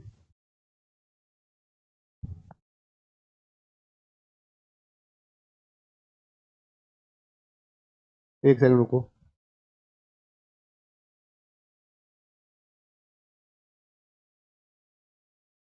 हिल नहीं रहा यार, हिल गया।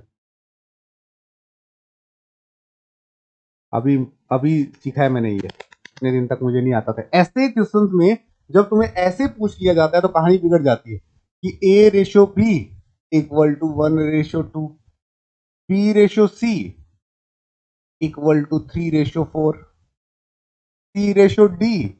अब कहानी तुम्हारी बिगड़ गई 2:1। अब कैसे करोगे? तो ऐसे को मर्ज करने का सबसे आसान और सबसे फेवरेट मेथड जिनको पता है वो देख ला। हमेशा टॉप से स्टार्ट करना है, बॉटम पे फिनिश करना है, राइट। टॉप से स्टार्ट करना है, बॉटम पे फिनिश करना है। इजिएस्ट वे होगा इसका। क्या करना है? टॉप से स्टार्ट करना है। जिस लाइन में ए है तुम्हें एक साथ लिखना है ना, ए बी सी और डी एक लाइन में लिखना है। जिस लाइन में ए है उस लाइन को पूरा फिनिश कर दो, ये लाइन ही ए। 1 × 3 × 2 कितना होगा? 1 × 3 × 2 कितना होगा बच्चों? 6। अब मुझे बताओ तुम लोगों को बी कौन से लाइन में? सर बी यहां है, फिर यहां से यहां टॉप से स्टार्ट किया, बॉटम पे फिनिश कर दिया। 2 × 3 6, 6 × 2 12। अगेन सी कहां है सर? इसी लाइन में है, तो लाइन का बहुत ध्यान रखने की जरूरत है। इसी लाइन में स्टार्ट हुआ यहां और यहां पे फिनिश कर दिया। 2 × 4 8, 8 × 2 कितना होगा बच्चों? 16। Again again again again again एक और नंबर मैं तुम लोगों को देखना चाहूं तो डी कहां है सर? टॉप से स्टार्ट बॉटम पे फिनिश। 2 × 4 8, 8 × 1 8। That's it. इसको सॉल्व कर लेते तो स्मॉलेस्ट वैल्यू आ जाती, ये आती 3, ये आती 6, ये आती 8 और ये आती 4। That's your answer. तो that's the finest method to find out A B C D merge करके। इससे ज्यादा फाइनेस्ट मेथड तुम्हें नहीं देखने को मिल रहा होगा, ठीक है। ऐसे नहीं करना बार बार 3 7 से मल्टीप्लाई करो ऐसे। जब यहां 2 3 नंबर निकालने में इतनी प्रॉब्लम है, 4 में तो प्रॉब्लम और होगी। 5 में और होगी, 6 में और होगी, तो दैट्स द फाइनेस्ट मेथड। ठीक है, और ऐसा कुछ है नहीं। फिर time and work, time and work में वैसे कोई फॉर्मूला नहीं होता, ये सिर्फ मैंने समझाने के लिए लिखा हुआ है, ज्यादा टाइम वेस्ट मत करना। टाइम एंड वर्क का सीधा सा कॉन्सेप्ट है कि नंबर ऑफ डे तुम लोगों को निकालने होंगे, नंबर ऑफ डे तुम लोगों को निकालने होंगे, तो क्या होगा, टोटल वर्क अपॉन एफिशिएंसी। भैया टोटल वर्क के बारे में सुन लो मेरे मुंह से अच्छे से कि भैया टोटल वर्क क्या क्या हो सकता है। एक होता है 1 यूनिट, हो सकता है 1 यूनिट लेना पड़े तुम्हें, कभी कभी तुम ले लोगे 100 यूनिट, वो भी ठीक है। ये दोनों मुश्किल से 10% क्वेश्चन में फॉलो होंगे, 10% क्वेश्चन में फॉलो होंगे। तो बेसिकली 90% क्राइटेरिया फॉलो होता है, 90% जो क्राइटेरिया फॉलो होता है that's called LCM, list common multiple. तुम्हें नंबर ऑफ डेज गिवन हो सकते हैं, उनका एलसीएम लेना पड़ सकता है, और एफिशिएंसीज गिवन हो सकती है, उनका एलसीएम लेना पड़ सकता है। इनका जो एलसीएम होगा वही तुम्हारा टोटल वर्क होगा। इतना ही है टाइम एंड वर्क, इतना ही है टाइम एंड वर्क। ठीक है, अगेन आ जाओ पाइप एंड सिस्टम, इसमें भी ज्यादा ये वाले फॉर्मूले नहीं रखने, जस्ट आइडिया देने के लिए बताए थे। Time and distance very very important, quick revise कर लेते हैं, क्विक रिवाइज। स्पीड को याद रखने का तरीका क्या है, स्पीड क्या होती है, तुम्हारे बाइक की स्पीड क्या है, तुम्हारे हाईवे की स्पीड क्या है, सर हाईवे है 100 किलोमीटर पर आवर, इससे ज्यादा तेज नहीं चला सकते। तो किलोमीटर क्या होता है, कहीं भी जाने का डिस्टेंस, आवर क्या होता है, कहीं भी जाने का टाइम। तो गाइस स्पीड का फॉर्मूला क्या हो गया, डिस्टेंस अपॉन टाइम। तो गाइस डिस्टेंस का फॉर्मूला क्या हो गया, स्पीड इनटू टाइम। बोलो, ये फॉर्मूला हो गया। 1 किलोमीटर के अंदर मीटर कितने होते हैं, सर 1000 मीटर होते हैं, राइट। 1 आवर के अंदर सेकंड कितने होते हैं, सर 3600 सेकंड होते हैं। तो गाइस ये किलोमीटर को मीटर पर सेकंड में कन्वर्ट करना है, तो कैसे करेंगे, कुछ नहीं करेंगे, 1000 अपॉन 3600, दोनों जीरो से दोनों जीरो उड़ा दिए, 5/18। फॉर्मूला रटने की जरूरत नहीं है, 5/18 यहां से आता है, ये रहा 5, और मीटर पर सेकंड को 18/5 किलोमीटर पर आवर में कन्वर्ट करने की, राइट। आसान था, डुएबल था, राइट। ये प्रॉब्लम ऑन ट्रेन, इन पे पूरा फोकस करेंगे। तुम लोगों को प्रॉब्लम ऑफ ट्रेन के अंदर मेन कॉन्सेप्ट देखने वाली चीज क्या होती है, अगर प्लेटफॉर्म है, अगर ये ट्रेन है और ये किसी प्लेटफॉर्म पे जा रही है, और प्लेटफॉर्म की लंबाई x है और ट्रेन की लंबाई y है, तो एक्चुअल में डिस्टेंस कवर होगी x प्लस वाई, राइट। दूसरा केस, अगर अगर ट्रेन किसी इंसान को, किसी पोल को और किसी छोटी मोटी कार को, ये कार है मान लो, कार को क्रॉस करती है ट्रेन, और ट्रेन की खुद की जो लेंथ है, ये जो लेंथ है वो x मीटर है, तो बेसिकली वो डिस्टेंस कवर करेगी x मीटर, क्योंकि ये जो डिस्टेंस होती है, ये जो डिस्टेंस होती है, जो मैन की हुई पोल की हुई, वो नेग्जिबल हो जाती है इन कंपेयर टू ट्रेन की डिस्टेंस, राइट। दूसरी चीज, अगर ये दो ट्रेनें आपस में एक दूसरे को क्रॉस कर रही है, इसकी लेंथ x है, इसकी y है, तो इस केस में दोनों की लेंथ ऐड हो जाती है, राइट। बहुत ही बढ़िया, इजी टू डू। मान लो ट्रेन ट्रेन एक टनल को क्रॉस करती है, ये मान लो टनल है, इस टनल को क्रॉस करती है, और इस टनल की लेंथ है y और इसकी लेंथ है x, तो यहां भी डिस्टेंस हो जाएगी x प्लस वाई। अरे इजी टू डू, समझ में आ गई कहानी, x प्लस वाई।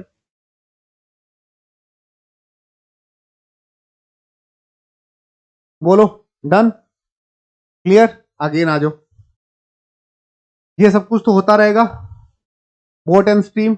जब तुम स्पीड डाउन स्ट्रीम होती है, मतलब जिस तरफ तुम लोगों का पानी बह रहा है, जिस तरफ तुम लोगों का पानी बह रहा है, तुम बोट में बैठे उसी तरफ जा रहे हो, तो तुम्हें फायदा मिलेगा u प्लस वी। अगर तुम अगेंस्ट आ रहे हो, इस साइड से आ रहे हो ऐसे, तो तुम्हें क्या होगा, नुकसान होगा, इन सेंस तुम्हें ज्यादा एफर्ट लगाने पड़ेंगे अप स्ट्रीम चलने में। डाउन स्ट्रीम मतलब फ्लो के साथ, अप स्ट्रीम मतलब वापस से जोर लगाना पड़ेगा, ठीक है।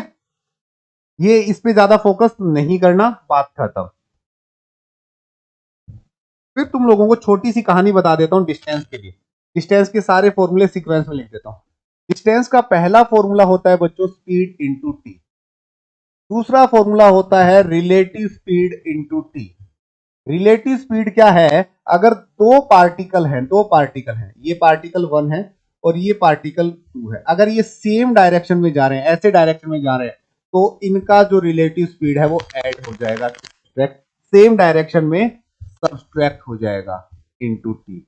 यस, अगेन दूसरा केस इस जगह बना के दिखा देता हूं कि अगर तुम लोग एक इस डायरेक्शन से और एक इसके अपोजिट डायरेक्शन से आ रहा है, तो उस केस में जो तुम लोगों का डिस्टेंस होगा वो स्पीड का एडिशन होगा और मल्टीप्लाई बाई टी होगा। खत्म। ये पूरा का पूरा डिस्टेंस निकालने का फॉर्मूला होता है, बिल्कुल बेसिक। अगेन देख लो थोड़ा सा और फॉर्मूला, अगर तुम्हें ऑब्जेक्ट आने और जाने की बात करें, जैसे distance equal to S into T है, और तुम्हें अपने घर से ऑफिस जाना है, होम टू ऑफिस जाना है और वापस आना है, और तुम्हें टी टोटल टाइम गिवन है, तो डिस्टेंस क्या होगा, जाने का speed s1 s2 plus s2 और टी टोटल, राइट। हर जगह फॉलो होगा ये। अगेन अगर तुम्हें आने जाने के टाइम का डिफरेंस गिवन हो, टी डिफरेंस गिवन हो, तो कुछ भी नहीं, बीच में साइन चेंज कर लो, D s1 s2 upon s1 minus s2 into T differ, जो डिफरेंस गिवन है। और अगला फॉर्मूला बताया था डिस्टेंस का कि अगर रिलेटिव स्पीड है, रिलेटिव स्पीड इंटू टी होता ही है। इसके दो रूल होते हैं। रूल नंबर 1 होगा जब तुम्हारी डायरेक्शन अपोजिट होगी तो स्पीड ऐड हो जाएगी, और डायरेक्शन अगर सेम हुई तो स्पीड माइनस हो जाएगी। बोलो क्विक रिवाइज हो गया, क्विक रिवाइज हो गया, एकदम एक एक बात समझ में आ गई, सारे फॉर्मूले स्क्रीन पे आ गए। इसके बाद तुम्हारा जो स्पीड है वो इनवर्सली प्रोपोर्शनल होता है टाइम के, स्पीड है वो प्रोपोर्शनल होता है डिस्टेंस के, डिस्टेंस प्रोपोर्शनल होती है टाइम के। ये सारे के सारे फंडे तुम्हें पता होने चाहिए। इससे कहा जा सकता है कि S1 upon S2 equal to T2 upon T1, इन दोनों का रेशियो ये होगा। स्पीड का ratio S1 upon S2 D1 upon D2 होगा, जो रेशियो स्पीड का होता है वही डिस्टेंस का होगा। D1 upon D2 equal to T1 upon T2 होगा, खत्म। ये कब फॉलो होगा, जब तुम कहीं जा रहे हो वहां की डिस्टेंस कांस्टेंट हो, राइट। ये कब फॉलो होगा, जब तुम कहीं जा रहे हो वहां का टाइम कांस्टेंट हो, राइट। ये कब फॉलो होगा, जब तुम जा रहे हो कहीं की और वहां स्पीड कांस्टेंट हो, राइट। That's it. बोलो कोई दिक्कत है? अगेन सोचो ये वाला केस, भाई साहब जो लोग रेगुलर पढ़ते हैं, काफी लंबे टाइम से पढ़ रहे हैं, उनको फील आ गया होगा, उनको पता है कि क्या करवाया है मैंने वो चीज करवा दी जो पिछले 5 मंथ से अपन कंटिन्यू कर रहे हैं, राइट। यहां से यहां वापस, ये यहां से यहां, राइट। ये स्पीड S1 से था, राइट, ये भी S1 से था, और ये स्पीड S2 से था, ये भी S2 से था। लगने वाला टाइम T1 है, यहाँ वाला टाइम T2 है। ये मीटिंग पॉइंट है, ये सिटी ए है, ये सिटी बी है। In this case S1 upon S2 equal to होता है root of T2 upon T1। Yes, अगर तुम्हें T टोटल निकालना है तो root of T1 upon T2, that's it. बोलो कोई डाउट है तो, एनी वन ऑफ यू? उड़ा दिया। ये एक थोड़ा सा डिफरेंट काइंड ऑफ कॉन्सेप्ट था, वो भी बता दिया। ये सारे एग्जैक्टली इसी लेवल में याद तभी रहेंगे जब तुम मेरी क्लासेस करोगे, पूरा डिटेल में पढ़ोगे मुझसे। ऐसे नहीं कि एक टॉपिक पढ़ा, 3 टॉपिक पढ़े नहीं, 4 पढ़े फिर 2 छोड़ दिए। मोमेंटम ब्रेक होते ही पिछला 0 हो जाता है, ध्यान रखना। तुम्हें ऐसा लगता है ना बचपन में लेके अब तक पढ़ाई तो करे जा रहे हैं, कभी भी सिद्दत से 6 मंथ पढ़ाई कर लोगे, उस साल तुम्हें जिंदगी भर पढ़ाई करने की जरूरत नहीं पड़ेगी, ये बात पक्की है। जिस बच्चे ने 6 मंथ अपने आप को 100% दे दिया, उसको लाइफ में दोबारा पढ़ने की नीड नहीं होती, ठीक है। ये सिंपल और कंपाउंड इंटरेस्ट की कहानी मैं ऑलरेडी बता चुका हूं, फालतू में फॉर्मूला रट के अपना टाइम वेस्ट ना करें। अब आता है सबसे इंपॉर्टेंट, एरिया और वॉल्यूम। 1 मिनट का छोटू सा ब्रेक लूंगा, 1 मिनट का ब्रेक है। कैन यू टेल मी कितने लोगों को मेंसुरेशन 2D और 3D के फॉर्मूले से डर लगता है? बोलो जल्दी से, कितने लोगों को मेंसुरेशन 2D और 3D के फॉर्मूलों से डर लगता है? तुम तो यार 1 घंटे की क्लास में भाग गए, 2-2 घंटे बैठने की हैबिट डाल लो, क्योंकि तुम्हारा एग्जाम 2 से 3 घंटे का होने वाला है। जिस बच्चे को 3 आवर डेडिकेशन के साथ बैठने का हैबिट नहीं है, वो अपने आप से झूठ बोलना छोड़ दो। तुम्हारा कैट में कोई कोई फ्यूचर नजर नहीं आएगा दूर दूर तक। 3 घंटे तो एटलीस्ट बैठना पड़ेगा ना पेपर में। 1 घंटे पहले जाना पड़ेगा, फिर 2 घंटे एग्जाम सेंटर में बैठना पड़ेगा, जहां पे तुम्हारे पास मोबाइल फोन नहीं होगा, किसी से बात नहीं कर सकते। जब ऐसा एनवायरनमेंट पहले रेडी नहीं करोगे, तो इतना ज्यादा थोड़ा टैलेंटेड हो कि इंस्टेंट उसी दिन तुम वो चीज फॉलो कर लो। तो अपनी लाइफ को अगले 6 मंथ उस तरीके से ही प्रिपेयर करो।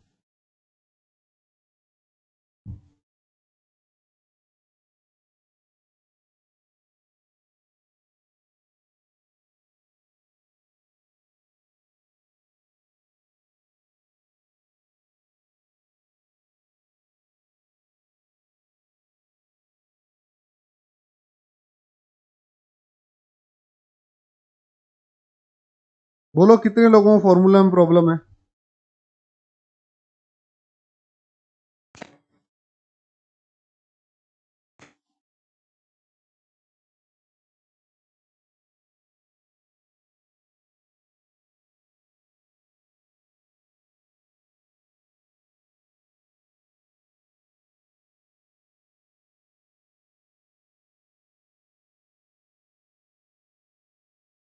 अरे 10 AM की क्लास के लिए टाइम भी तो होना चाहिए, नहीं बचता टाइम यार। तुम लोग समझते ही नहीं हो।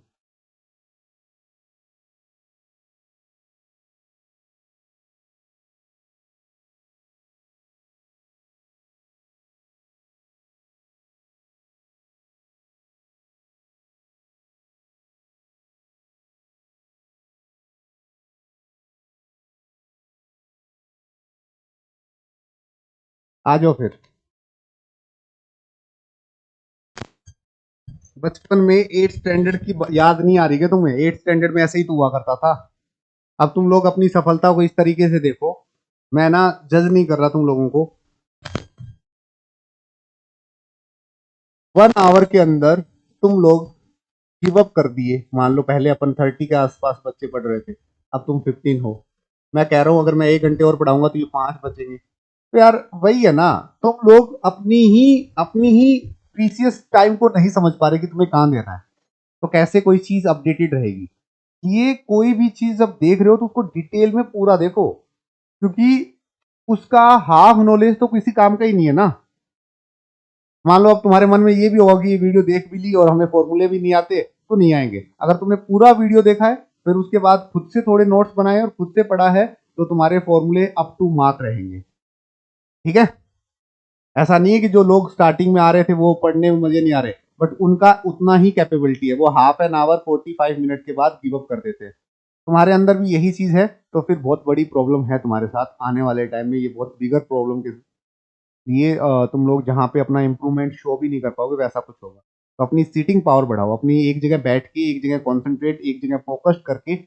आजकल डिस्ट्रैक्शन ज्यादा रहते हैं, उन डिस्ट्रैक्शन को कम करो। डिस्ट्रैक्शन है तो डिस्ट्रैक्शन के लिए बाद में टाइम निकालो। अपने फोकस टाइम में से किसी को टाइम मत दो। ठीक है? अब आ जाओ। The sum of a angle of triangle is 180 degree. 180 degree कितने लोगों को पता है कि 180 डिग्री?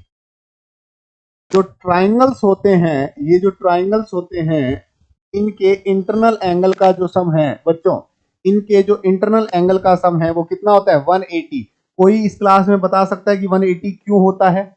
कुछ नहीं करना, इस लाइन के, ये जो लाइन है इसके एक पैरेलल लाइन ड्रॉ कर लो। ये एक पैरेलल लाइन ड्रॉ कर लो। कर ली क्या? पैरेलल लाइन ड्रॉ कर ली। पैरेलल लाइन ड्रॉ कर ली तो यू गाइस रियलाइज दैट, ध्यान से समझना, ये एंगल x, ये एंगल y, राइट, और ये एंगल z। इस दुनिया के हर बच्चे को पता होगा कि एक स्ट्रेट लाइन 180 डिग्री का एंगल बनाती है। भैया ठीक है 180 डिग्री, तो तुम लोग लिख सकते हो ना x plus y plus z होता है 180। अब सर इससे ऐसे कैसे कहा कि आपने ट्राइंगल का भी 180 हुआ? तो दूसरा रूल फॉलो करेंगे, दैट्स कॉल्ड पैरेलल लाइन। जब दो पैरेलल लाइन को एक ट्रांसवर्जन लाइन इंटरसेक्ट करती है, तो ये जो अल्टरनेट एंगल बनते हैं ये इक्वल होते हैं। तो मतलब अगर ये x है तो ये भी x होगा, और अगर ये y है तो ये भी y होगा, क्योंकि अपन ने इसके पैरेलल लाइन ड्रॉ की थी। तो जो इंटरनल एंगल है उनका सम कितना हो गया, x plus y plus z is 180। क्या 180 होने का रीजन समझे हो? जो लोग अब तक अपनी लाइफ में सिर्फ यही मानते थे कि 180 ही होता है, बस क्यों होता है पता नहीं, उनको आज रीजन पता होगा आई थिंक। बोलो, क्या तुम्हें आज रीजन पता है कि why is the angle of a triangle is 180 degree? Again, the sum of any two side of a triangle, the sum of any two side of a triangle is greater than third. मतलब अगर तुम्हारे triangle की 3 sides है, एक ए है, एक B है, एक सी है, तो ए प्लस बी ऑलवेज ग्रेटर होगा सी। अगर ये कंडीशन फॉलो नहीं हो रही तो ऐसा ट्राइंगल दुनिया में बन पाना पॉसिबल नहीं है। तब भी जरूरी है कि यही दो होंगी, हो सकता है ए प्लस सी ग्रेटर होनी चाहिए बी से। Any two always greater than by third one. ठीक है, चलो अब ये पाइथागोरस, अगर ये थ्योरम नहीं आती तो ज्योमेट्री भी नहीं आती। इसने सबसे ज्यादा हाइप क्रिएट किया है। क्या होगा, पाइथागोरस, एच, बेस, पी, सब कुछ तुम लोग फॉलो कर सकते हो। हाइपोटेन्यूस का स्क्वायर प्लस बेस का स्क्वायर प्लस हाइट का स्क्वायर तुम फॉलो कर सकते हो। ठीक है, p plus b equal to h का स्क्वायर। ये हाइट को यहां परपेंडिकुलर लिखते तो एच का स्क्वायर हो जाता है, ये पी का स्क्वायर है और ये पी का स्क्वायर है। और ये एक राइट एंगल में होता है बच्चों, that's the right angle triangle. ये इसका हाइपोटेनियस होता है जिसे एच बोलते हैं, ये इसका बेस होता है बी बोलते हैं, ये इसका परपेंडिकुलर को पी बोलते हैं। तो एच का जो स्क्वायर होता है वो पी के स्क्वायर प्लस बी के स्क्वायर के इक्वल होता है। That's it. ठीक है, again the line join is the mid point of a side triangle is opposite to the vertex is a median. The line joining the midpoint of a triangle. अब देखो, मैं तुम लोगों को बता दूं, 2-3 रूल होते हैं, वो फॉलो कर लेना। पहला रूल तो है कि जैसे ये ट्राइंगल है, इस ट्राइंगल के अगर मिड पॉइंट को ज्वाइन करवा दूं, मैं मिड पॉइंट को ज्वाइन करवा दूं, ठीक है, और ये अगर 2 पार्ट में डिस्ट्रीब्यूट हो जाए, दैट्स कॉल्ड मीडियन, राइट। दूसरा रूल होता है कि अगर मैं किसी ट्राइंगल की दो साइड्स के मिड पॉइंट को मिला दूं, तो अगर ये 10 है तो ये 5, ठीक है, ये दोनों लाइन पैरेलल होती हैं और ये मिड पॉइंट है, ये मिड पॉइंट है। ठीक है भैया, ये छोटे से फॉर्मूले इसमें बहुत फ्यूचर में काम आने वाले हैं। ठीक है, आगे आओ, आगे ये पूरे पढ़ लिए थे क्या? ये क्या लिखा हुआ था, the median of a triangle is equal to, ये बहुत आसानी से बहुत छोटी सी बात कही है। क्या कहा है कि मान लो, अगर रेड कलर से सिखाता हूं थोड़ा सा देखना, अगर ये ट्राइंगल है, ध्यान से समझना, ये ट्राइंगल है और अगर मीडियन बना दी तो ये ए और ये बी एरिया इक्वल होगा, ए इक्वल टू बी होगा। मान लो तुम्हारे इस ट्राइंगल के अंदर ऐसा कुछ हो गया, फॉर एग्जाम्पल 1, ये सारी मीडियंस है, यस बच्चों, ये सारी की सारी मीडियंस है। मीडियंस में मैंने 1 2 3 4 5 और 6, तो basically 1 equal to 2 equal to 3 equal to 4 equal to 5 equal to 6 होगा। ठीक है, ये सारे के सारे ट्राइंगल का एरिया आपस में क्या होगा, इक्वल होगा, राइट एवरीवन, दैट्स इट। ये बहुत बहुत ही इजीएस्ट फॉर्म है, बस पता होनी चाहिए। चलो आगे, the diagonal of a parallelogram is bisect. Parallelogram तुम्हें पता होना चाहिए कैसा होता है, पैरेलल लाइन के इंटरसेक्शन से बनता है दैट पैरेललोग्राम। पैरेललोग्राम के क्या कहते हैं, डायगोनल्स। ये जो डायगोनल्स होते हैं, ये डायगोनल्स ये क्या करते हैं, ये बाइसेक्ट करते हैं ईच अदर को। बाइसेक्ट करने का मतलब होता है ये वाला पार्ट इसके इक्वल होगा, ये वाला part, that's it. Again, each diagonal of a parallelogram divide into a triangle of a same area। ठीक है, सेम एरिया में, जहां जितने ट्राइंगल बन रहे हैं वो सेम एरिया में होंगे।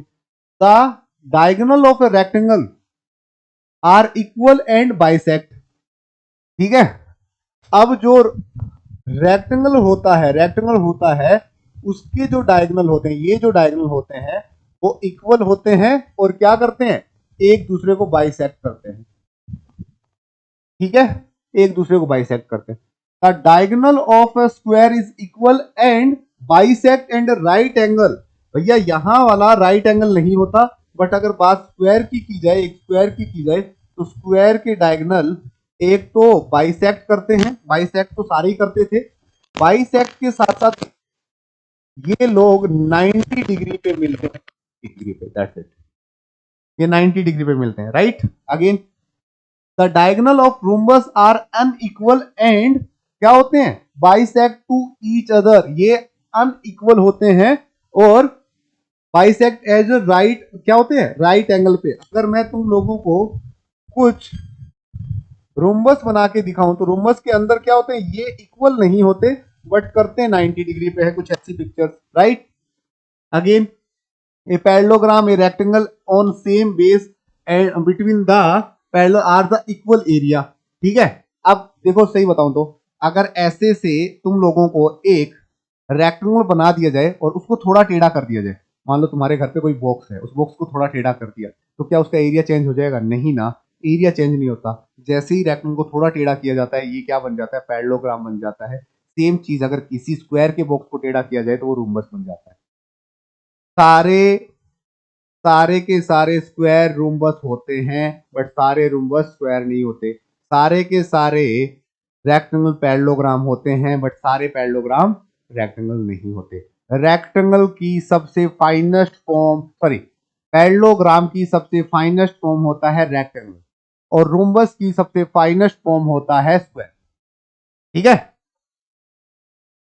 आगे आ जाओ, ये क्या होता है, एरिया ऑफ रेक्टेंगल क्या होता है, जो तुम लोगों की एल होती है इंटू बी ब्रेथ होती है, ठीक है। ये जो एल इंटू बी, ये एल होता है, ये बी होता है। फिर क्या होता है, लेंथ को एरिया अपॉन वर्थ अपॉन, ये क्या होता है, area upon length. Perimeter of a rectangle क्या होता है, रटने की जरूरत नहीं होती, पेरीमीटर का मतलब पूरा चक्कर, पेरीमीटर का मतलब पूरा चक्कर। ये मान लो एल है, ये मान लो बी है, फिर ये एल है, ये बी है, तो बेसिकली होगा l plus B plus l plus b होता है। अगर देखोगे तो ये 2 टाइम है एल प्लस बी, फॉर्मूला रटने की जरूरत नहीं है, इसीलिए होता है 2 लेंथ प्लस ब्रेथ, ठीक है, क्लियर। अगेन देखना, एरिया ऑफ स्क्वायर होता है साइड का स्क्वायर, जो तुम लोगों का स्क्वायर बनता है, ये जो स्क्वायर बनता है इसकी जो साइड होती है इसका स्क्वायर होता है इसका एरिया, या फिर 1/2 डायगोनल का स्क्वायर होता है। ये अगर डायगोनल डी है, ये डायगोनल डी है, तो ये 1/2 इंटू डी स्क्वायर होता है, ठीक है। एरिया ऑफ इक्विलेटरल ट्राइंगल, ऐसा ट्राइंगल जिसकी सारी साइड्स इक्वल होती है, एकदम परफेक्ट, ऐसा ट्राइंगल जिसकी सब कुछ चीजें परफेक्ट होती है, उसका एरिया होता है √3/4 इंटू साइड का स्क्वायर बोले तो ए का square. Area of 4 wall of a room, room की 4 वॉल का एरिया, सिर्फ और सिर्फ क्या ऐड हुआ है बच्चों, इसके अंदर क्या ऐड होगा, किसका मल्टीप्लिकेशन हो जाएगा, ये 2D डायग्राम है, उस 2D डायग्राम को मैं किसी हाइट तक लेके जाऊंगा तो उस हाइट से मल्टीप्लाई कर दो, वही तुम्हारी 4 वॉल का एरिया होगा। मतलब इस रूम का अगर मैं एरिया निकालना चाहूं तो पहले नीचे एक रेक्टेंगल बना हुआ है और उसको मल्टीप्लाई करो h हाइट से, दैट्स इट, ठीक है। अगेन देखो, एरिया ऑफ ट्राइंगल, अगर तुम्हें किसी भी ट्राइंगल का बेस और हाइट गिवन है तो उनके मल्टीप्लिकेशन को हाफ कर दो, वही होगा एरिया ऑफ ट्राइंगल। ये सबसे फाइनेस्ट फॉर्मूला है, हीरोइंस फॉर्मूला बोलते हैं, S, S minus A, S minus B, S minus सी।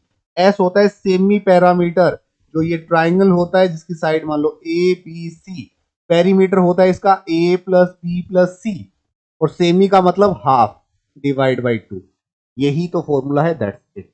आगे आ जाओ, रेडियस ऑफ इन सर्किल, अगर किसी इक्विलेटरल ट्राइंगल के अंदर, इक्विलेटरल ट्राइंगल के अंदर की साइड कोई सर्किल ड्रॉ किया जाए तो इसे इन सर्किल बोलते हैं, और इन सर्किल की जो रेडियस होती है, इन सर्किल की जो रेडियस होती है वो बेसिकली क्या होती है, हाँ बच्चों, a/2√3, राइट एवरीवन। अगेन जो इक्विलेटरल ट्राइंगल होता है, इक्विलेटरल ट्राइंगल जो होता है इसके आउटसाइड एक, इसे सर्कम सर्किल बोलते हैं, इसकी जो रेडियस होती है, इसकी जो रेडियस होती है, ये वाली जो रेडियस होती है, ये रेडियस होती है a/√3, राइट और रॉन्ग, बस यहां तक का।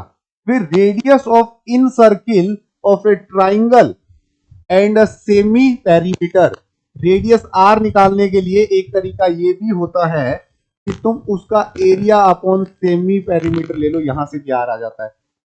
पैरेललोग्राम बिल्कुल आसान है, बेस इंटू हाइट कर दो, तुम्हारा काम बन जाएगा। एरिया ऑफ रूम्बस बहुत ही आसान है, 1/2 प्रोडक्ट ऑफ रूट, जहां पे तुम्हें स्क्वायर में क्या था बच्चों, 1/d² था ना, यहां d² नहीं लगा सकते क्योंकि रूम्बस के अंदर क्या होते हैं, दोनों d1 d2 होते हैं। ये d1 होता है और ये d2 होता है, दैट्स वाई जो फॉर्मूला होता है वो 1/2 d1 इंटू d2 होता है।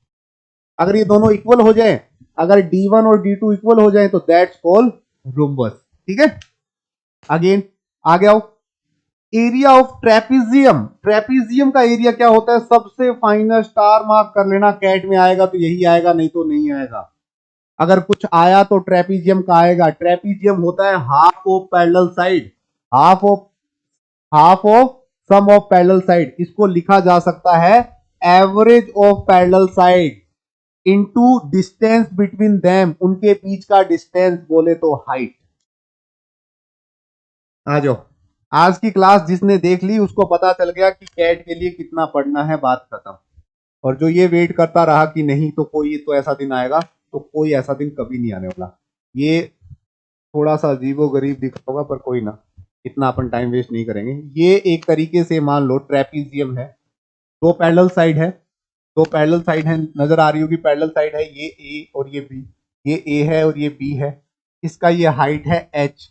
तो इसका जो एरिया तुम लोगों को बोला गया है, इसका जो एरिया देखो यही तो लिखा गया है, 1/2 sum of parallel side into h, यही होता है ट्रेपीजियम का एरिया, यही होता है एरिया। अब इस एरिया को एक तरीके से कैट वालों ने पूछा था क्या, एवरेज ऑफ पैरेलल साइड, क्या ये भी लिखा जा सकता है बच्चों? क्या ये बेसिकली तुम्हें नजर आ रहा है कि ये एवरेज है, ये एवरेज ही तो है, average of parallel side multiply by h. CAT में लिखा हुआ आया था average of parallel side is 10, height is 20, what is the area of parallelogram, sorry trapezium. थोड़ा आइडिया दिया, नंबर अलग थे, डिजिट अलग थे, क्वेश्चन अलग था, बट पूछा कुछ ऐसे ही गया था। तो वहां पे बच्चे ब्लैंक हो गए कि एवरेज कहां से आ गया। तो एवरेज ही बोलते हैं इसको, 1a + b divide by 2 basically average ही होता है। एवरेज क्या होता है, सम ऑफ, एवरेज क्या होता है बच्चों, sum of observation a + b divide by number of observation. बोलो ठीक है,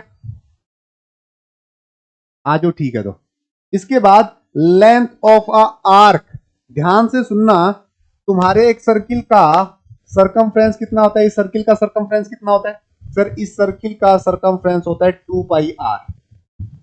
क्यों होता है 2πr सर, इसे निकाल के दिखाओ। पूरा का पूरा जो थीटा है वो कितना होता है 360 डिग्री। तुम्हारे फॉर्मूले में डालूंगा 2πr थीटा अपॉन 360 डिग्री, तो क्या होगा बच्चों, 2πr थीटा है 360 डिग्री अपॉन 360, तो बेसिकली फॉर्मूला यही निकल के आएगा 2πr। इसीलिए अगर कोई इसी सर्किल का 1/4 पार्ट पूछता है, दैट्स कॉल्ड 90 डिग्री। इस आर्क का कैसे निकालेंगे बच्चों, ये होगा सर 2πr इंटू 90 अपॉन 360। तो जितना भी सरकमफ्रेंस है उसका 1/4 कर दो। तो क्या ये 1/4 नहीं है क्या, ये 1/4 नहीं है क्या, 1/4 है, दैट्स इट। बोलो ठीक है, तो क्लियर है, आगे आ जाओ। Area of a sector, area of sector क्या होगा 1/2। एरिया बेसिकली कितना होता है बच्चों, बेसिकली कितना होता है, एरिया होता है बेसिकली πr का स्क्वायर। अब πr के स्क्वायर में से कितना लेना है वो थीटा पे डिपेंड करेगा। अगर 360 डिग्री है, मतलब पूरे सर्किल का एरिया निकालना है, तो πr² अपॉन 360 अपॉन 360 क्या हो जाएगा, ये तो πr² ही रह जाएगा। अब तुम्हें थीटा में चाहिए, मान लो किसी को थीटा 72 गिवन है, तो उसका एरिया कितना होगा सर, πr का स्क्वायर लिखेंगे, थीटा 72 लिखेंगे अपॉन 360 करेंगे, बात खत्म। ये 36 से कैंसिल आउट होगा ये, और ये 36 से 2 और ये 5, तो एरिया तो इसका बेसिकली आएगा 1/5 πr², मतलब पूरे सर्किल का 1/5, पूरे सर्किल का 1/5। ये भी आई थिंक कवर अप है। Semi circle, circumference of semi circle, बच्चों पूरा सर्किल इतना होता है, इसका हाफ कितना होगा, ये πr, ये सर ये πr, ये सेमी सर्किल का हो जाएगा, राइट। क्यूबॉइड, ये क्यूबॉइड एक तरीके से रेक्टेंगल का 3D वर्जन, मतलब माचिस, देखा है टिक बॉक्स, देखा है माचिस का डिब्बा, वो एक क्यूबॉइड का ही एग्जांपल है, इसमें लेंथ होता है L, ब्रेथ होता है B, हाइट होता है H, तीनों को मल्टीप्लाई करोगे तो वॉल्यूम आ जाएगा, क्योंकि ये 3D डायग्राम है। सरफेस एरिया दो का कॉम्बो बना लो, LB, BH और LH, ये होगा एरिया, जितने एरिया में रखा जाएगा। डायगोनल्स होते हैं L का स्क्वायर, B का स्क्वायर, H का square, that's the diagonal. Cube क्या होता है? क्यूब होता है एक तरीके से डाइस, जो तुम लूडो में थ्रो करते हो, वो स्क्वायर का 3D वर्जन होता है, length of each edge of a cube be a length of A, then volume is A3, जैसे वहां A स्क्वायर था, यहां A3। Surface area A square, total 6 face होते हैं, 1 2 3 4 5 6, काउंट करके दिखाऊं, देखो 1 2 3 और 4 5 और 6, up and down, that's why यहां पे 6 आता है। Diagonal root 3a। सिलेंडर, बच्चों सिलेंडर देखा है क्या कभी?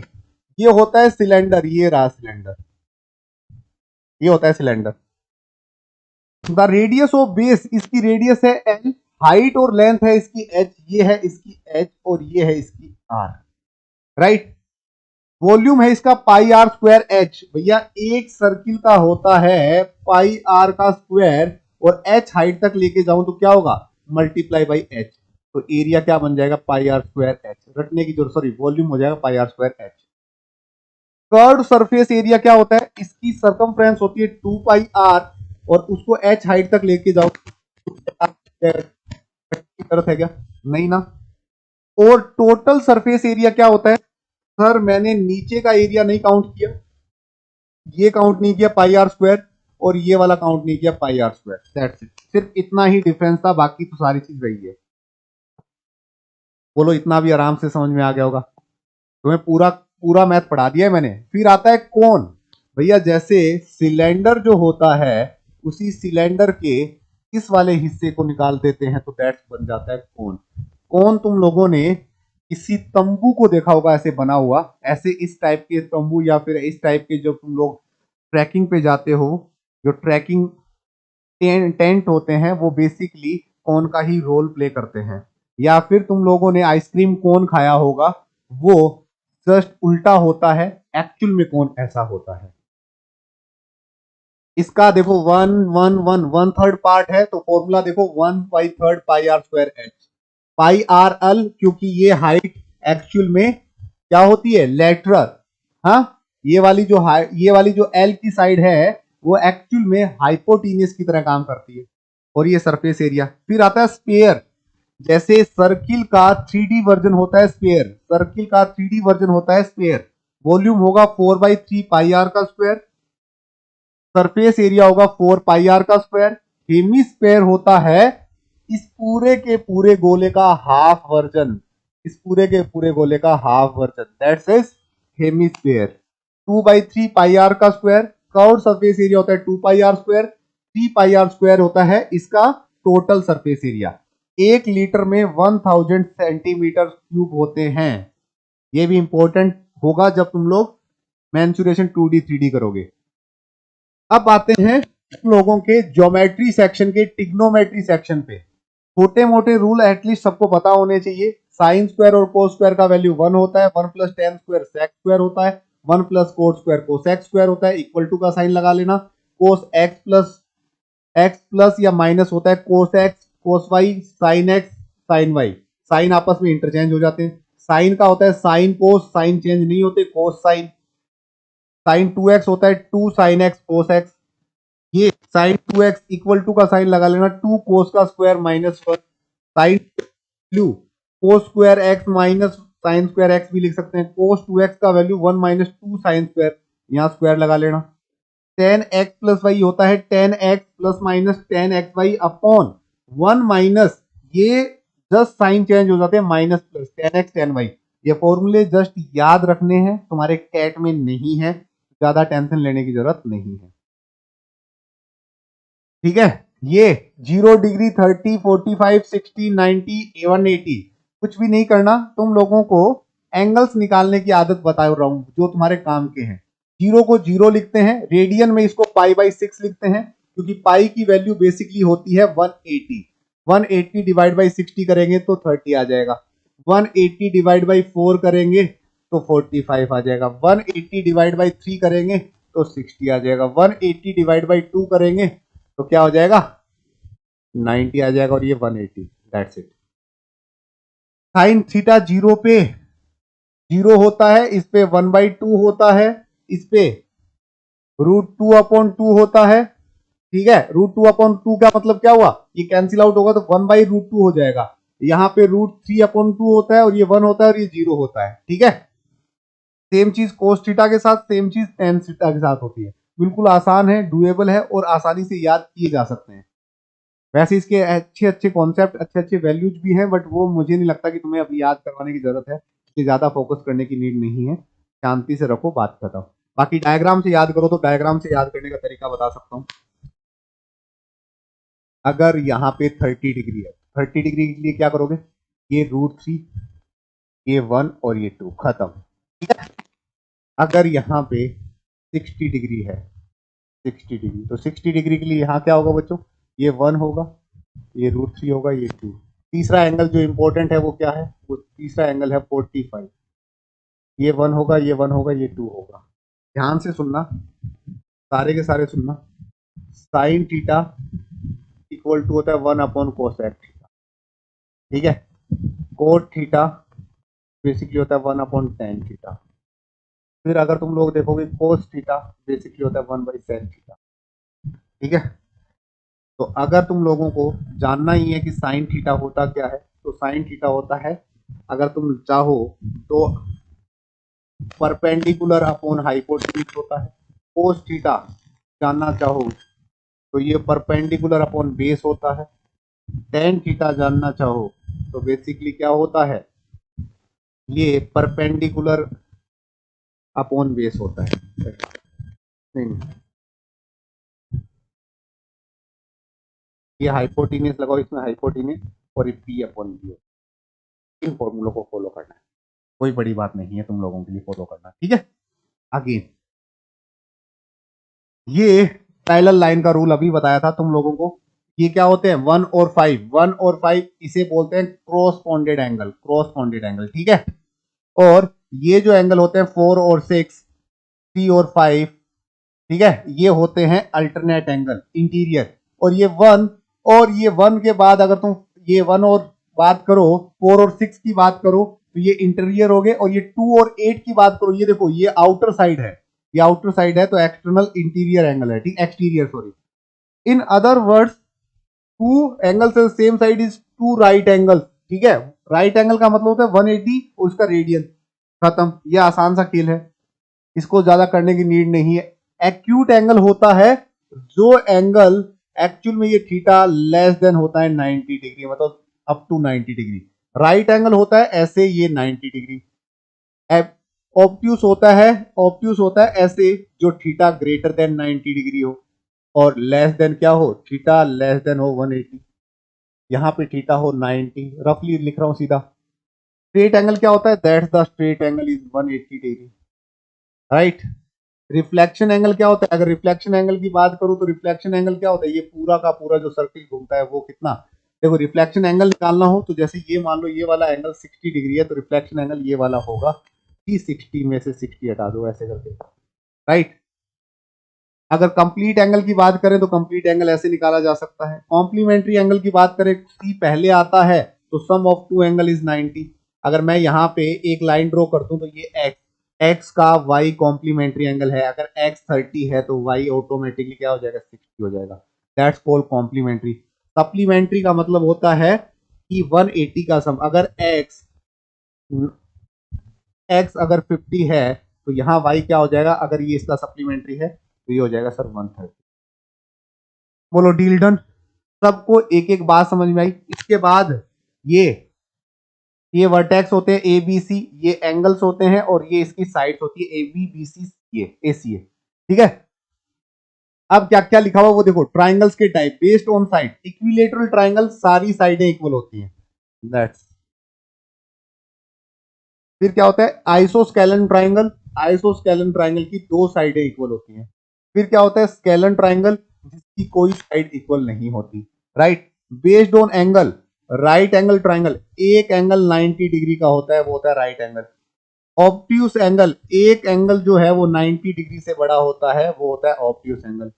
फिर एक्यूट एंगल, सारे के सारे एंगल क्या होते हैं 90 डिग्री से छोटे होते हैं।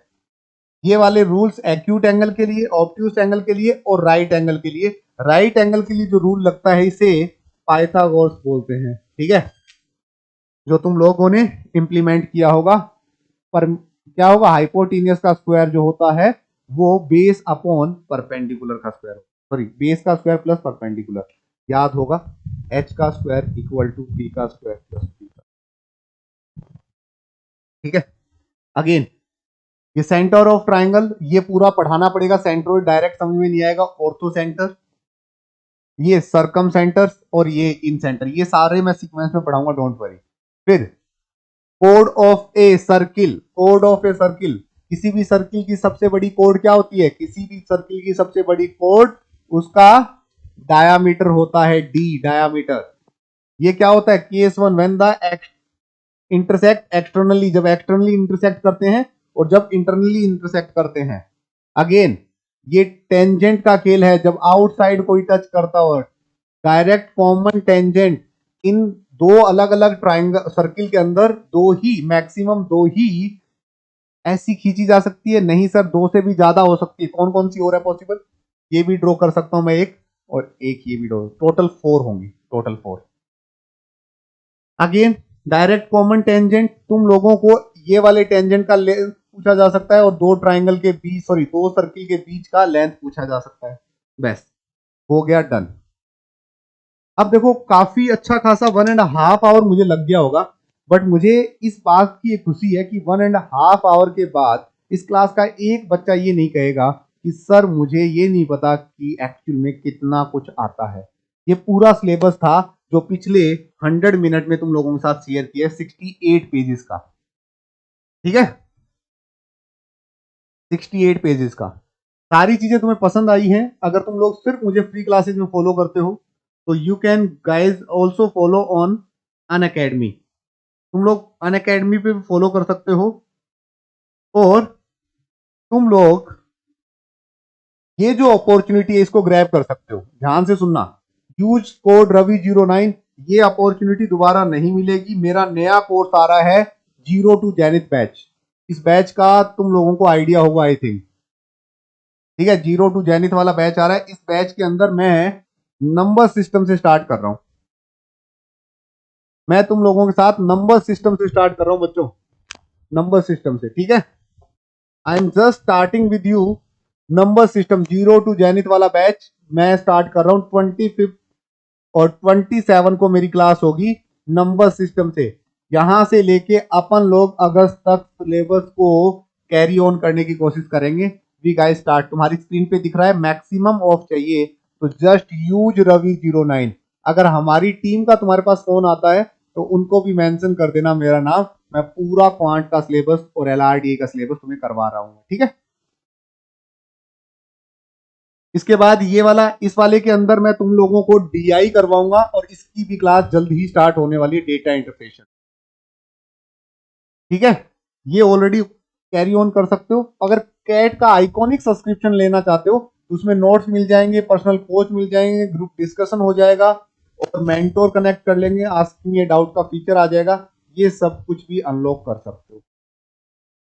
थैंक यू सो मच बच्चों, अगर तुम्हें इस क्लास में सही में एक लेवल ऑफ एनर्जी शो हुआ है तो ये मुझे आने वाले टाइम में बहुत हेल्प करने वाला है। स्टे ट्यून, डिस्काउंट कोड अपने दोस्तों के साथ शेयर करके रखना, वेरी वेरी इंपॉर्टेंट, मैं चाहता हूं कि मैक्सिमम बच्चे इसमें एनरोल करें, ठीक है। चलो बाय, टेक केयर।